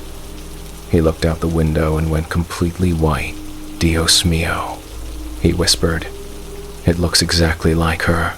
Dad, it's not her, I said, finding my voice. Emma's dead. We buried her. I know that, he said, but his voice was shaking. But it looks... God, it looks just like her. The thing outside had moved closer to the house now, standing just outside the front door. Uncle Charlie, it's me, it's Emma. I know you must be confused, but I'm alive. I've been lost, but I found my way home. Please let me in. I heard Aunt Maria sob from somewhere down the hall. Emma? Mija? Is that really you? Tia Maria, the thing called out joyfully. Yes, it's me. I'm okay. I'm alive. I know everyone thinks I drowned, but I didn't. I've been hurt and confused, but I'm better now. I just want to come home. Dad and I made our way to the living room, where the rest of the family was gathering. Everyone was staring at the front door, listening to the voice that sounded so much like Emma. Uncle Roberto had his phone out, apparently trying to call the police, but he kept shaking his head in frustration. No signal, he said. I can't get through. The thing outside began to tell a story about how she'd hit her head when she fell in the lake, how she'd washed up on shore downstream with amnesia, how she'd been living rough in the desert while her memory slowly returned. It was a convincing story, told in Emma's voice with Emma's mannerisms, but I kept thinking about the yellow eyes, the sharp teeth, the smell of decay.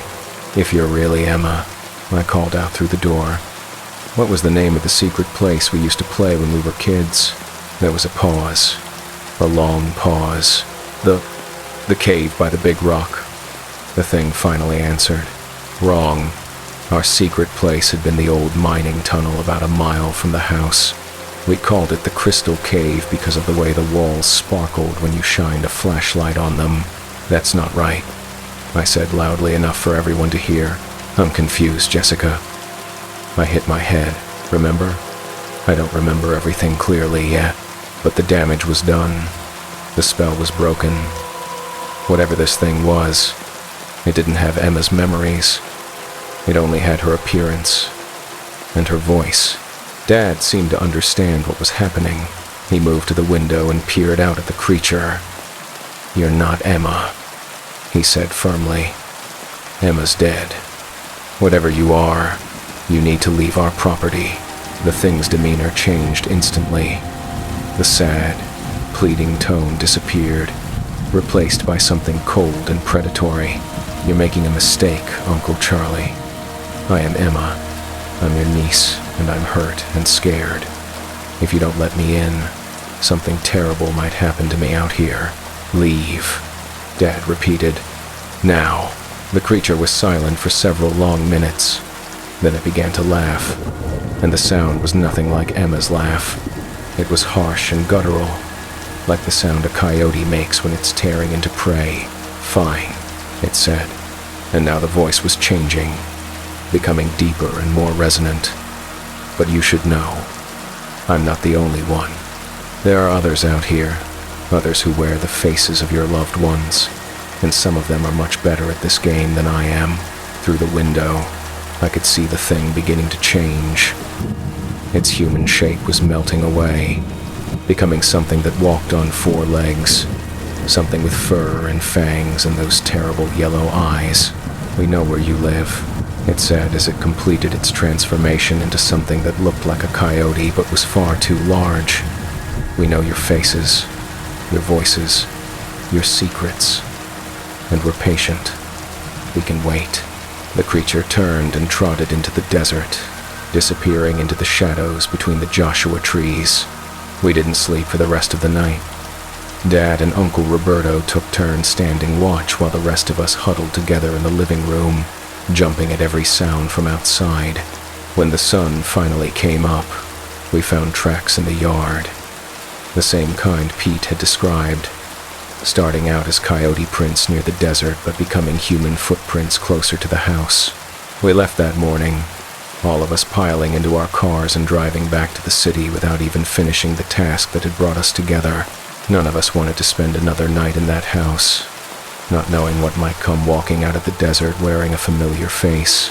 I've done a lot of research since then, trying to understand what we encountered that night.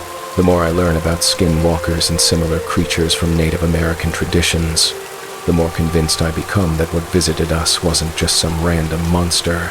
According to the stories, these entities specifically target families, using the faces and voices of loved ones to gain access to homes and lives. They study their victims carefully, learning mannerisms and speech patterns, but they can never perfectly replicate memories and experiences. That's why the creature couldn't answer my question about our secret place correctly. What terrifies me most is the creature's parting threat. There are others out here, others who wear the faces of your loved ones, and some of them are much better at this game than I am. Since that night, I've been hyper-vigilant about the people in my life.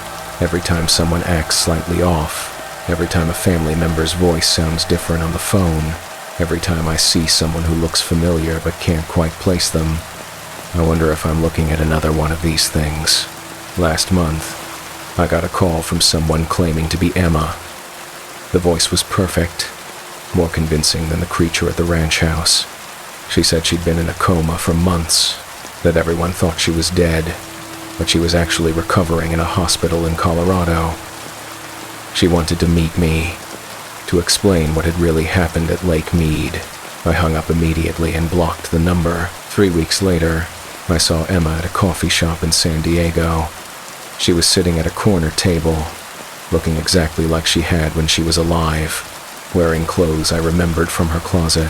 When our eyes met, she smiled and waved, motioning for me to come over. I ran out of that coffee shop and didn't stop running until I was safely locked in my apartment. The thing is, I can't be sure whether these encounters are real or if I'm losing my mind. The stress of that night at the ranch house, combined with my grief over Emma's death, might be causing me to see things that aren't there.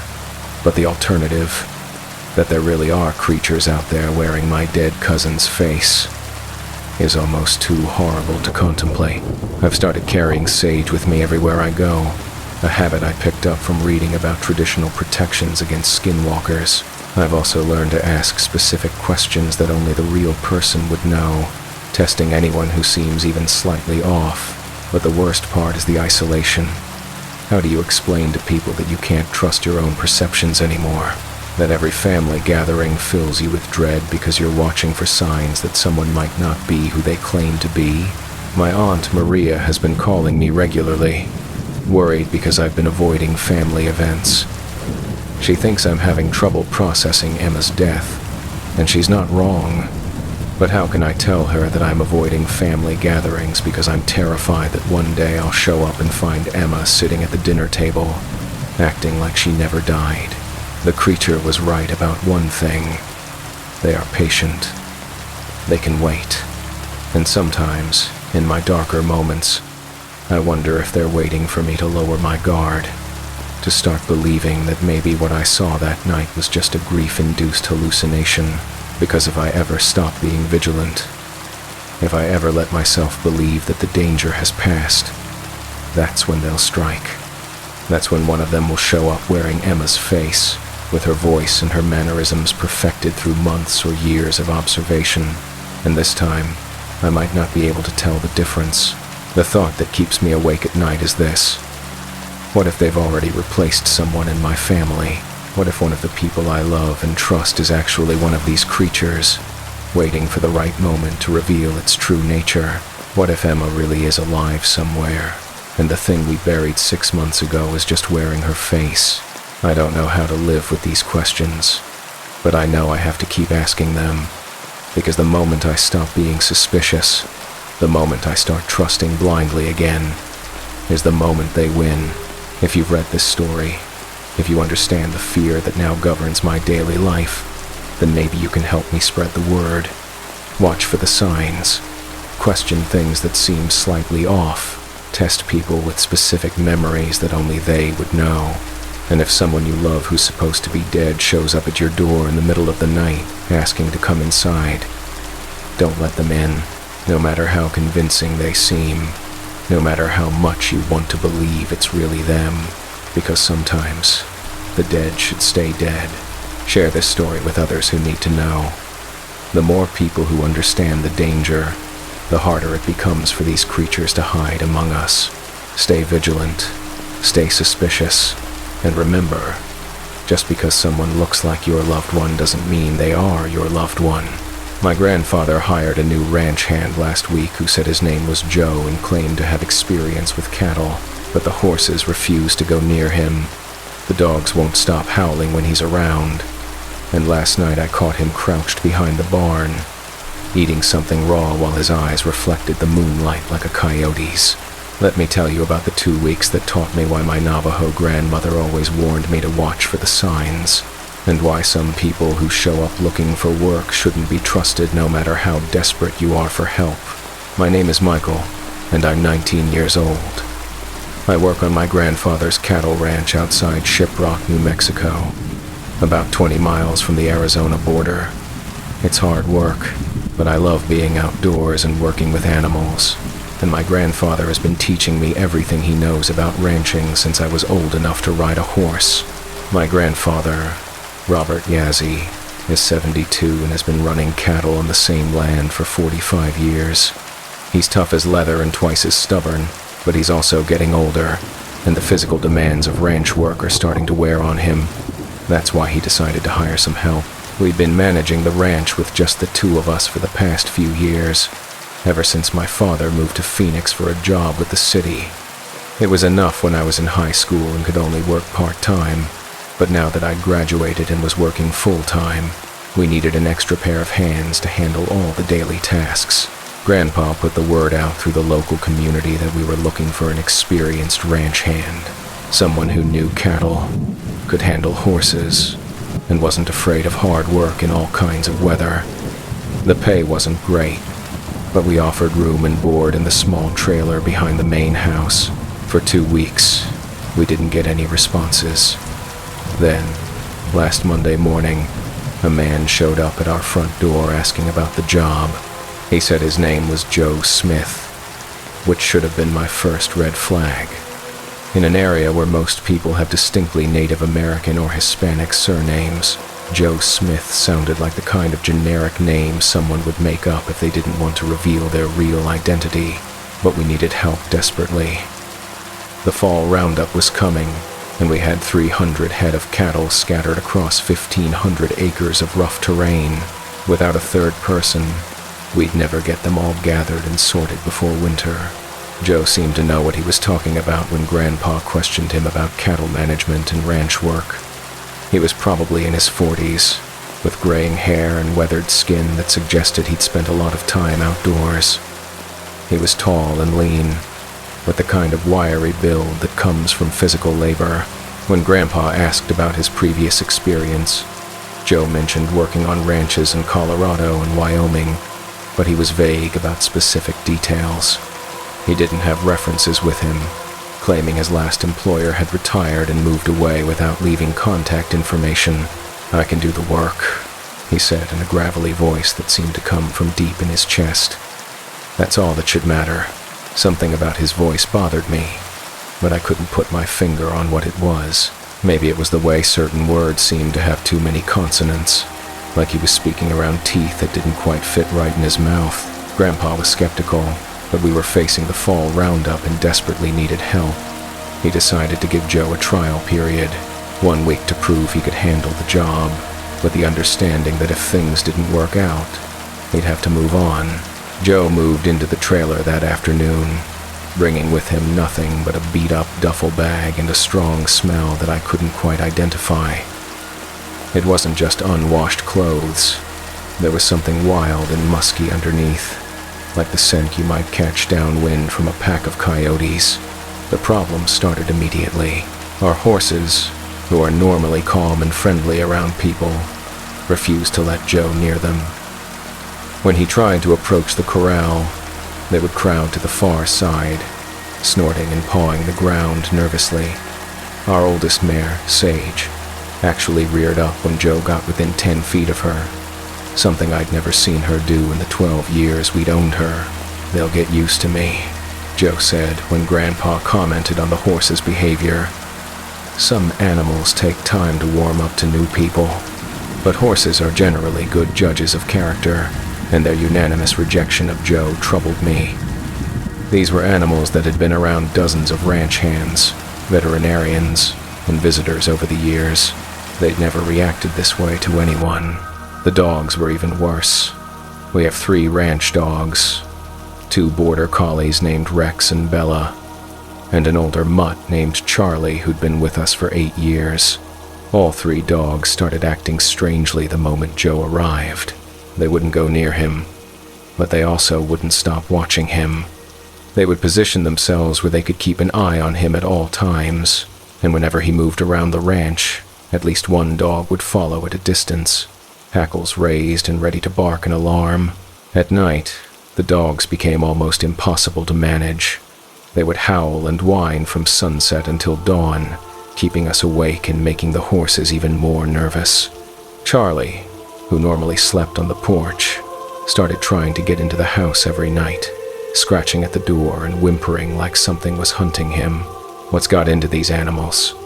Grandpa muttered on Joe's 3rd day. "They're acting like there's a pack of wolves circling the property." Joe just shrugged, and I noticed that when he did, his shoulders moved wrong, too fluid, like his bones bent in places where human bones shouldn't bend. "Animals sometimes get spooked by changes in routine," he said. "They'll settle down once they realize I'm not a threat." But they didn't settle down. If anything, their behavior got worse with each passing day. On Thursday morning, I found Rex hiding under the front porch, trembling and refusing to come out even for his favorite treats. When I finally coaxed him out, I saw that he had scratches on his muzzle and flanks, like he'd been in a fight with something much larger than him. The scratches were deep and precise, arranged in patterns that looked almost like claw marks, but not from any animal I recognized. "Joe," I called out, seeing him working near the barn. "Did you see what happened to Rex? He's all scratched up." Joe walked over and examined the dog with what seemed like professional interest, crouching down and sniffing at the wounds in a way that made my stomach turn. "Probably tangled with a bobcat or coyote," he said. "Happens sometimes when dogs get too curious about wild animals. But Rex was an experienced ranch dog who knew how to avoid predators." And when Joe leaned close to examine the scratches, I saw Rex try to scramble backward, away from him, his eyes wide with terror. That night, I decided to keep watch from my bedroom window to see if I could figure out what was bothering the animals so much. I had a clear view of the yard, the barn, and Joe's trailer from my second-floor room. Around midnight, I saw Joe emerge from his trailer, but something about his movement bothered me immediately. He wasn't walking like a normal person, checking on things or doing night security rounds. He was moving in a low crouch, staying in the shadows and stopping frequently to sniff the air like a tracking animal. His movements were too fluid, too quick, like he was moving on four legs even though I could clearly see he was upright. I watched him circle the barn twice, then approach the chicken coop where we kept about 20 hens. The chickens started making distressed noises as soon as he got close, but Joe didn't seem to be trying to calm them down or investigate a potential threat. Instead, he opened the coop and reached inside with movements that were too fast for me to follow clearly. From my window, I couldn't see exactly what he was doing, but I heard a brief squawk that was cut off abruptly. A few minutes later, Joe emerged from the coop, and I swear I saw him wiping something dark from his mouth. But the most disturbing part was what happened next. As Joe walked back toward his trailer, he passed directly under the yard light, and for just a moment, I saw his reflection in the window of the barn. Except it wasn't Joe's reflection. It was the silhouette of something walking on four legs, something with a long snout and pointed ears, something that looked like a coyote walking upright. I blinked and looked again, but Joe was already back in the shadows, and the reflection was gone. The next morning, we found one of our best laying hens dead in the coop. Her neck had been twisted with surgical precision, but she hadn't been eaten or carried off like you'd expect from a fox or coyote attack. She'd just been killed and left there. More disturbing were the bite marks on her neck. They looked almost human, except humans don't have canine teeth that large and sharp. Must have been a weasel, Joe said when Grandpa discovered the dead bird. They kill for sport sometimes, not just food, but I'd seen enough weasel kills to know that wasn't what this was. And I was starting to suspect that Joe knew more about the dead hen than he was letting on. That afternoon, I decided to do some investigating. When Joe was out checking fence lines, I approached his trailer and tried to peer through the windows. The curtains were drawn, but I could see enough through gaps to tell that the interior looked wrong. Instead of normal furniture and personal belongings, the trailer seemed to be filled with bones, animal bones, arranged in patterns I didn't recognize. There were also bundles of what looked like fur and feathers hanging from the ceiling, and the smell that emanated from the trailer was overwhelming. A mixture of decay, musk, and something else that made my stomach turn. There were also scratches on the interior walls, deep gouges that looked like they'd been made by claws, but they were too high up to have been made by any normal animal. Whatever had made them would have had to be standing upright. I was backing away from the trailer when Joe appeared behind me, moving with unnatural silence across the gravel yard. "Looking for something?" he asked, and his voice had a different quality than usual, more guttural, with an undertone that didn't sound entirely human. "I was just checking to see if you needed anything," I stammered. "Grandpa wanted me to make sure you were settling in okay." Joe smiled, and I noticed for the first time that his teeth were wrong, too sharp, more like fangs than human incisors. His canines were particularly pronounced, extending slightly below his other teeth even when his mouth was closed. "That's very thoughtful," he said, moving closer. "But I have everything I need." The smell coming off him was stronger up close. That wild, musky scent mixed with something that reminded me of the slaughterhouse where we occasionally took cattle. The smell of blood and raw meat. "Michael, isn't it?" Joe said, even though I was sure I'd never told him my name. "You're a curious boy, but curiosity can be dangerous, especially around here where there are predators." The way he said predators made it clear he wasn't talking about bobcats or coyotes. And when he smiled again, I saw that his gums were black, like they'd been stained with old blood. "I should get back to work," I said, backing away from him. "Yes, you should. And Michael, it might be better if you didn't wander around the property alone at night, especially not near my trailer. Wild animals are most active after dark, and sometimes they're hungry." Oh, that evening, I told Grandpa about what I'd seen in Joe's trailer and about the strange conversation we'd had. "Bones?" Grandpa said, his face growing serious. What kind of bones? Animal bones. Lots of them. And they were arranged in patterns, like some kind of ritual. Grandpa was quiet for a long moment, staring out the kitchen window toward Joe's trailer. Then he said, Michael, there are some things about our culture that I've never talked to you about. Old stories, old warnings that most people today think are just superstition. What kind of stories? Oh, stories about people who aren't really people. Shapeshifters who can take on human form but retain their animal nature. Your grandmother believed in these things strongly, and she taught me to watch for the signs. What signs? Animals that refuse to accept someone. People who move wrong, smell wrong, act wrong in small ways that are hard to define. People who show up out of nowhere with no real history or connections. I felt a chill run down my spine. You think Joe is one of these things? I think we need to be very careful. And I think we need to find a reason to ask him to leave before something bad happens. But we didn't get the chance to ask Joe to leave on our own terms. The next morning, I woke to the sound of Grandpa shouting my name from the yard. I threw on clothes and ran outside to find him standing in the middle of our cattle pasture, his face white with shock. 5 of our cows were dead, killed sometime during the night. But they hadn't been killed by any predator I'd ever seen evidence of.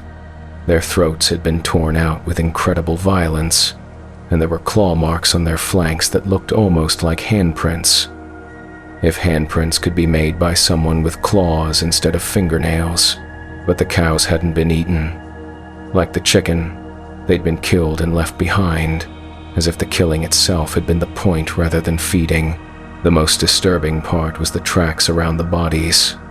They started out looking like human footprints, boot prints that could have belonged to Joe, but as they led away from the dead cattle, they gradually changed, becoming longer and more claw-like until they looked like the tracks of some large predator walking on its hind legs.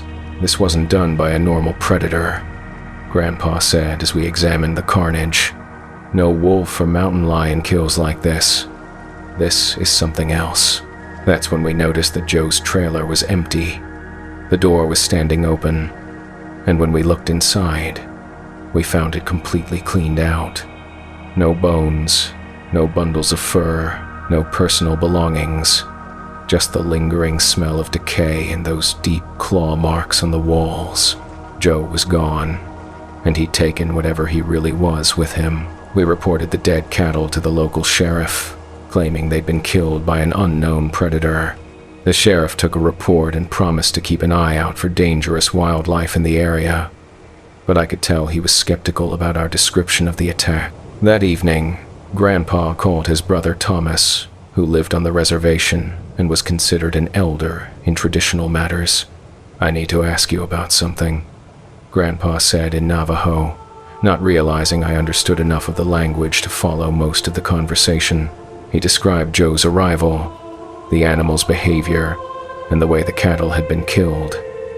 Thomas listened without interrupting, then was quiet for a long time. "You should have called me sooner," Thomas finally said. "What you're describing, it sounds like Yi Naudlushi, a skinwalker. I was hoping I was wrong.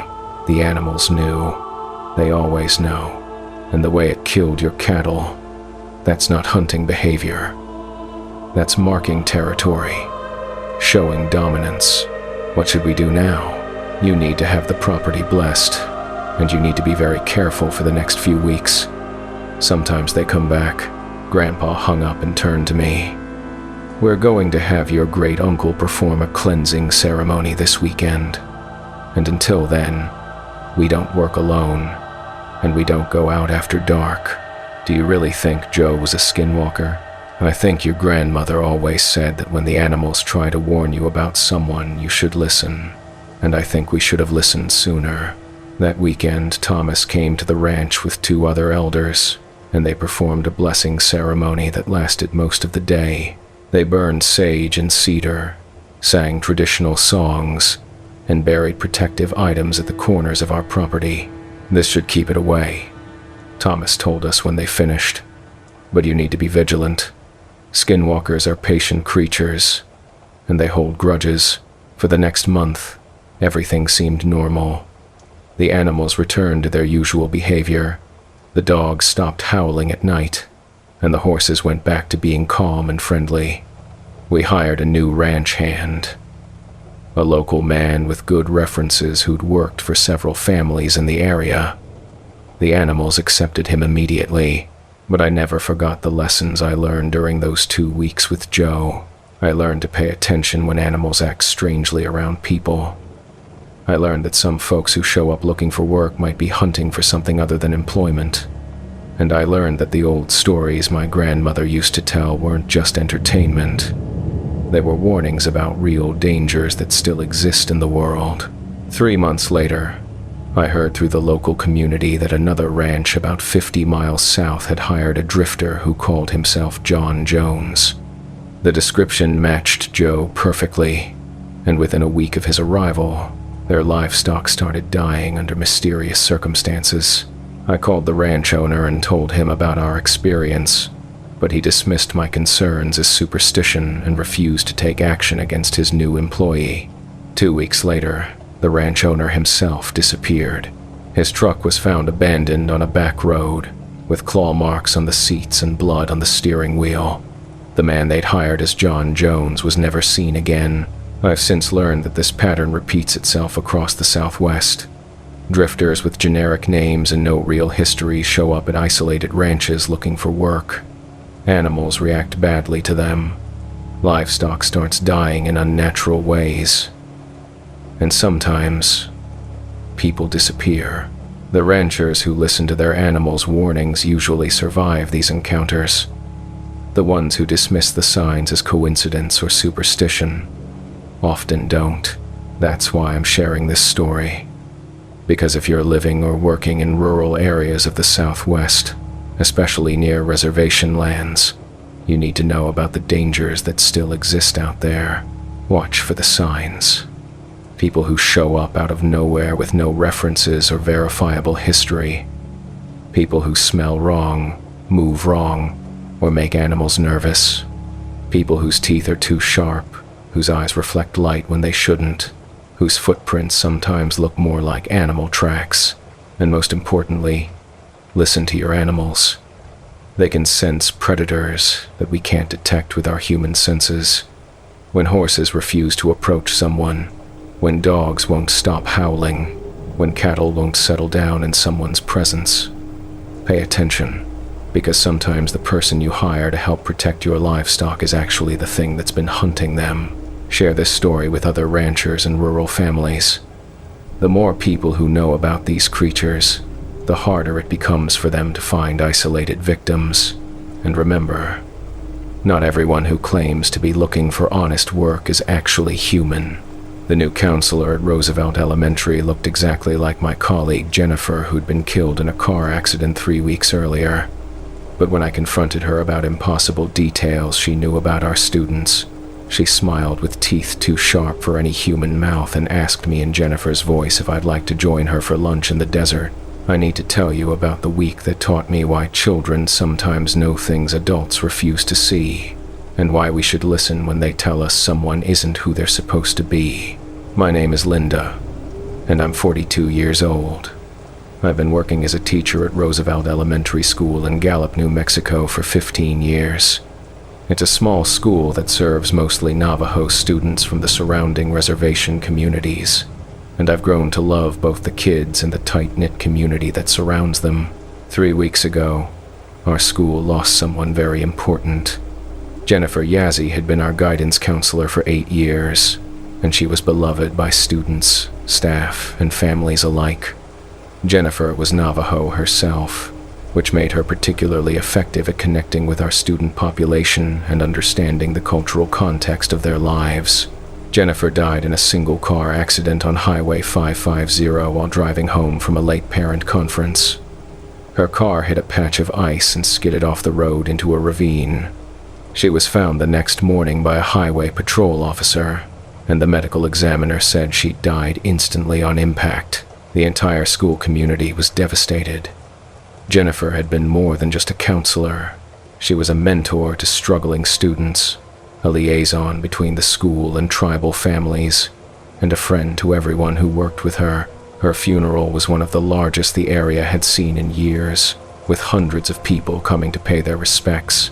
After Jennifer's death, we'd been managing without a full-time counselor, sharing the counseling duties among the teachers and bringing in a substitute counselor from the district office once a week. It wasn't ideal, but we were making it work while the district searched for a permanent replacement. So when our principal, Mrs. Henderson, announced during Monday's staff meeting that we had a new counselor starting Tuesday, I was relieved. We desperately needed someone to fill Jennifer's role, especially with several students who'd been struggling since her death. Her name is Janet Wilson, Mrs. Henderson said, and she comes highly recommended from the Farmington district. She has extensive experience working with Native American students. Tuesday morning, I was setting up my third-grade classroom when I heard a familiar voice in the hallway talking to the janitor. "Good morning, Frank. How's your grandson doing with his reading?" I froze. That voice was Jennifer's voice. Exactly Jennifer's voice, down to the slight accent and the warm way she always asked personal questions about people's families. I stepped into the hallway and saw a woman walking toward the main office.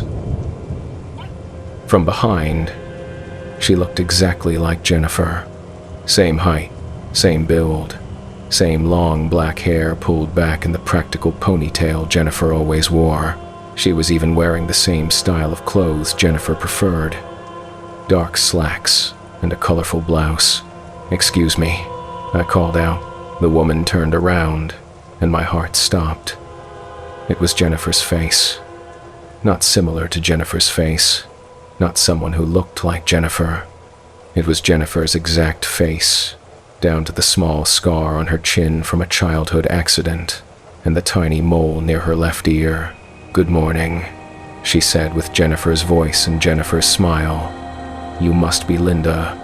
I've heard wonderful things about your classroom management skills." I stood there staring, unable to speak. This couldn't be happening. Jennifer was dead.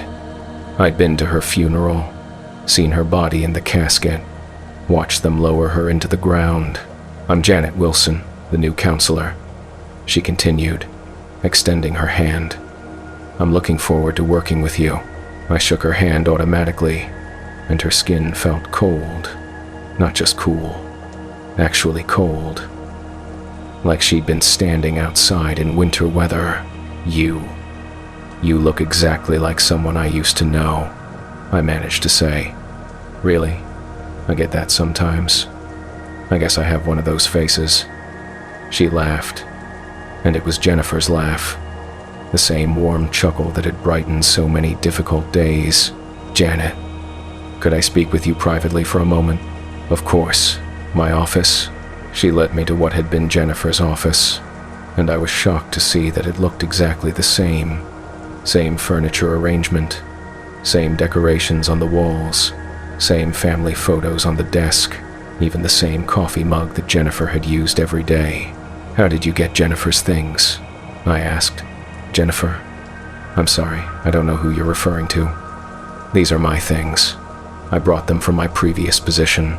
She sat down behind the desk in exactly the same way Jennifer used to sit, with the same slight forward lean and the same way of folding her hands. "The counselor who worked here before you. Jennifer Yazzie. She died 3 weeks ago." Janet's expression didn't change, but something flickered behind her eyes. "I think there's been some confusion. According to my paperwork, this position has been vacant for several months. There wasn't a previous counselor. That's impossible. Jennifer worked here for 8 years. Everyone knew her. Perhaps you're thinking of someone from another school. I know it can be difficult to remember details when you're dealing with a lot of stress." The way she said it was condescending, almost mocking, but delivered in Jennifer's kind voice. It was like hearing someone you trusted speak words they would never say. "I need to get to my students," I said, backing toward the door. "Of course. But Linda, if you're having any difficulties adjusting to changes at the school, My door is always open. Sometimes grief can make us remember things differently than they actually happened. I spent the rest of the morning trying to focus on my lesson plans, but I couldn't stop thinking about the new counselor. The resemblance to Jennifer was impossible to explain, but what bothered me even more was how she dismissed Jennifer's existence so casually. During lunch, I approached several other teachers to ask about the new counselor. "What do you think of Janet Wilson?" I asked Mrs. Rodriguez, who taught 5th grade. "Janet who?" "The new counselor." "She started today." Mrs. Rodriguez looked confused. "We don't have a new counselor. The position is still vacant. The district is supposed to send someone next week." I felt like I was losing my mind. "She's here right now. In the counselor's office. Linda, are you feeling okay? The counselor's office has been empty since." She paused, a confused look crossing her face. "Since when?" I prompted. I can't remember. Since it's been empty, I guess." Mrs. Rodriguez couldn't remember Jennifer at all. It was as if Jennifer had been erased from her memory completely. I tried the same conversation with 3 other teachers and got similar results. None of them remembered Jennifer Yazzie, and none of them had seen any new counselor arrive at the school, but the children had noticed her. During afternoon recess, I overheard several of my students talking about the new lady. "She smells funny," 8-year-old Maria was saying. "Like when something dies in the desert and gets left in the Sunday." "My grandma says I shouldn't talk to her," added Tommy. "She says the lady has hungry eyes." "What do you mean, hungry eyes?" I asked, joining their conversation. Tommy looked at me seriously. "Grandma says some people look at you like they want to eat you. Not like they're really hungry for food, but like they want to eat your inside parts, your soul," Maria added helpfully. "She wants to eat souls." "Did your grandmother tell you that?" "She told me to stay away from people who smell like death and have hungry eyes. She says they're not really people at all." That afternoon, I made an excuse to visit the counselor's office again. I found Janet, or whatever she was, sitting behind the desk, reviewing student files. "Linda, what a pleasant surprise. How can I help you? I wanted to ask you about some of our students. Maria Santos, for example. She's been having some behavioral issues." "Oh yes, Maria. Sweet girl. But she's been acting out since her father started drinking again. Her mother is considering a restraining order." I felt cold dread wash over me. Maria's father had been sober for 2 years, and her parents had a stable, loving relationship. But more importantly, the details Janet was describing matched a different student, a girl named Rosa, who'd been in counseling with Jennifer the previous year. "Are you sure you're thinking of the right student?" "Of course. Maria Santos, 3rd grade, lives with her mother and alcoholic father in the trailer park off Highway 66. That was Rosa's situation, not Maria's." Janet was mixing up student information in a way that suggested she didn't actually know our current students at all. "What about Tommy Begay?" I asked. "Tommy's doing much better since we started him on the behavioral modification plan. His grandmother is very supportive of the intervention." Wrong again. Tommy had never been on any behavioral plan, and his grandmother lived in California. "Janet, I think you might be confusing our students with children from your previous school." Her smile never wavered, but her eyes, Jennifer's eyes, took on a yellowish tint. "I don't think so, Linda. I know these children very well. I've been working with them for quite some time." "How long have you been working here?" "Since the beginning of the school year." "But you just started yesterday." "Mrs. Henderson introduced you yesterday, did she?" "I don't recall. Time has a way of blending together when you love your work as much as I do." There was something wrong with the way she spoke. The words were Jennifer's, but the cadence was off, like someone doing an imperfect impression. "Janet, what happened to Jennifer Yazzie?" The thing wearing Jennifer's face tilted its head slightly, and I heard a faint, cracking sound, like bones adjusting. I told you before, Linda. There was no Jennifer Yazzie. There's only been me. I worked with Jennifer for years. I was at her funeral. Grief can play tricks on the mind. Sometimes we create elaborate fantasies to help us cope with change and loss. I think that might be what's happening to you. She stood up from behind the desk and moved toward me with that same fluid motion I'd noticed before. Up close, I could smell what the children had been talking about, a faint odor of decay underlying her floral perfume. Linda, would you like to have lunch with me today? I know a lovely spot out in the desert where we could talk privately about your concerns. The way she said concerns made it sound like a threat, and the idea of going anywhere isolated with this creature filled me with primal terror. I need to get back to my class, I said, backing toward the door. Of course, but Linda, I hope you'll be careful about spreading stories that might upset the other staff. Sometimes people who talk too much about things that didn't happen find themselves reconsidered for their positions. That afternoon, I called in sick and drove home, my mind racing. Whatever was wearing Jennifer's face and calling itself Janet Wilson was clearly not human. It had Jennifer's memories, but not her genuine care for the students. It was mimicking human behavior, but getting the details wrong. I spent the evening researching skinwalkers and similar creatures from Navajo tradition. What I learned terrified me. According to the stories, these entities could take on the exact appearance of dead people, but they couldn't perfectly replicate their personalities or knowledge. They were hunters that used familiar faces to gain trust and access to prey.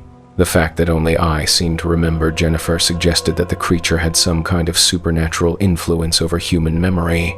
But children, according to the lore, were often more resistant to this kind of manipulation.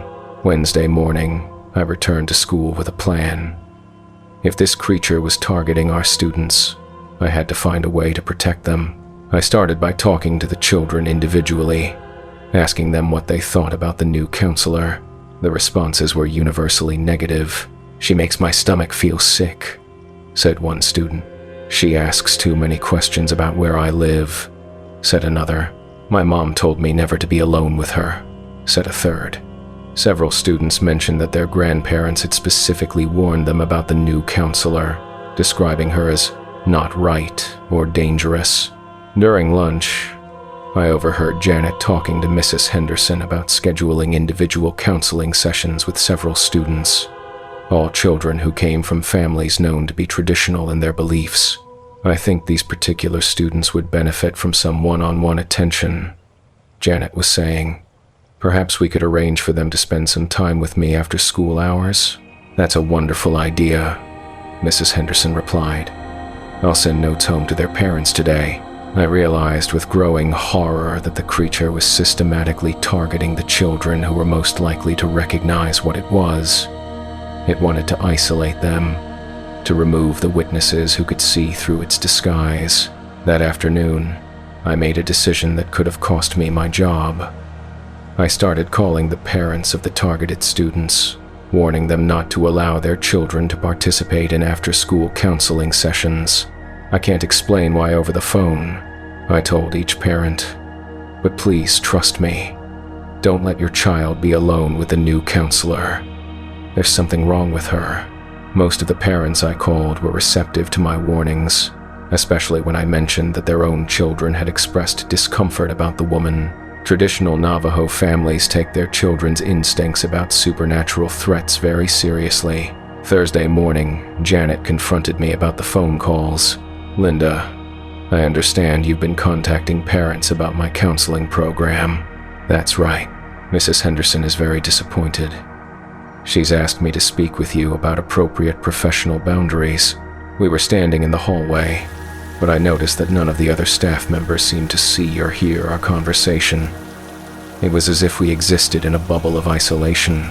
"I don't think you should be alone with any of our students," I said. "And why is that?"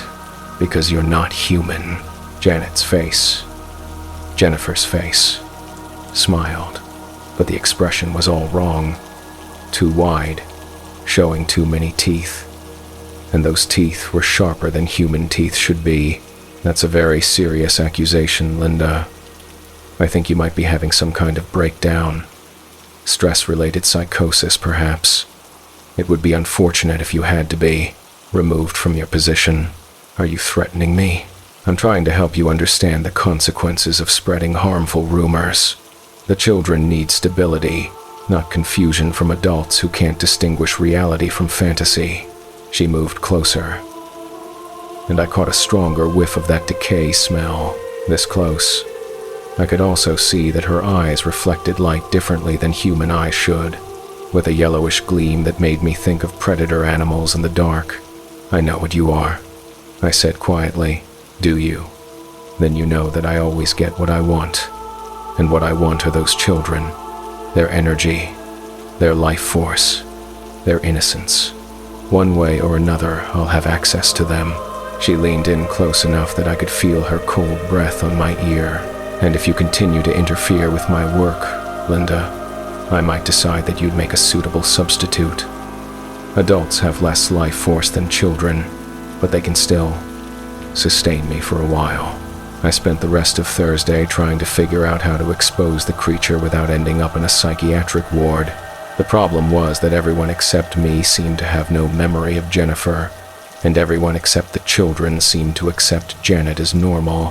Friday morning, I arrived at school early and went straight to Mrs. Henderson's office. I need to file a formal complaint about Janet Wilson, I said. Janet Wilson. I'm sorry, Linda, but I don't know who you're talking about. The counselor. The woman who's been working in Jennifer's office all week.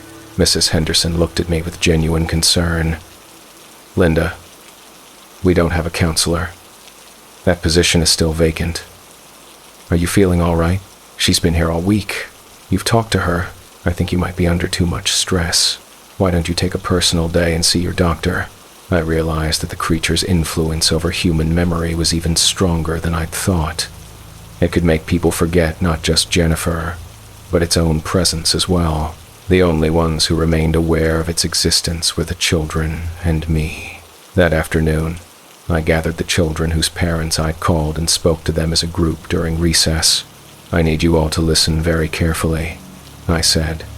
The woman in the counselor's office isn't a real person. She's something dangerous that's pretending to be human. The children nodded solemnly. They'd already known. If she tries to get you alone, you need to run away and find another adult. And if she tries to make you forget that I told you this, you need to remember anyway. What is she? Asked Tommy. Your grandparents would call her Yi Naldlushi, a skinwalker. Several children gasped, and Maria started crying. She wants to hurt us, said another student. I think so. But as long as you stay together and don't go anywhere alone with her, you'll be safe. That was Friday. Over the weekend, I tried to come up with a plan to deal with the creature, but every option seemed impossible. I couldn't convince any adults that there was a problem, and I couldn't simply stop coming to work without abandoning the children to whatever the thing planned to do with them. Monday morning, I arrived at school to find my classroom door locked and a substitute teacher setting up in my space. Excuse me, but this is my classroom, I said. I'm sorry, but Mrs. Henderson assigned me to this room. She said the regular teacher was no longer available. I went directly to Mrs. Henderson's office, but she wasn't there. The secretary told me she was in a meeting and couldn't be disturbed. Can you tell me why there's a substitute in my classroom? Your classroom? I'm sorry, but I don't think we have any teacher by your name on our staff roster. It was happening. The creature was erasing me from the school's reality, just as it had done with Jennifer.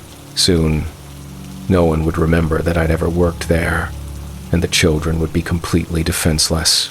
I spent the day trying to reach the children, but the substitute teacher and the other staff members seemed unable to see or hear me.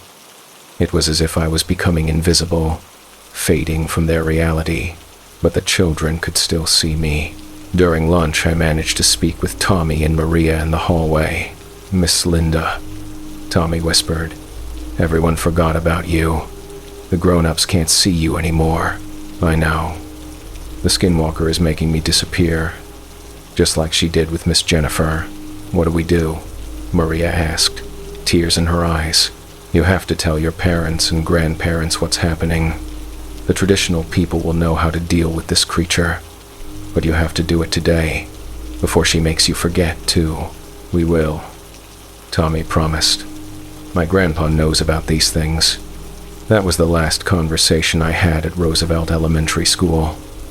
By Tuesday, the building's security system no longer recognized my key card, and the staff treated me like a trespasser when I tried to enter.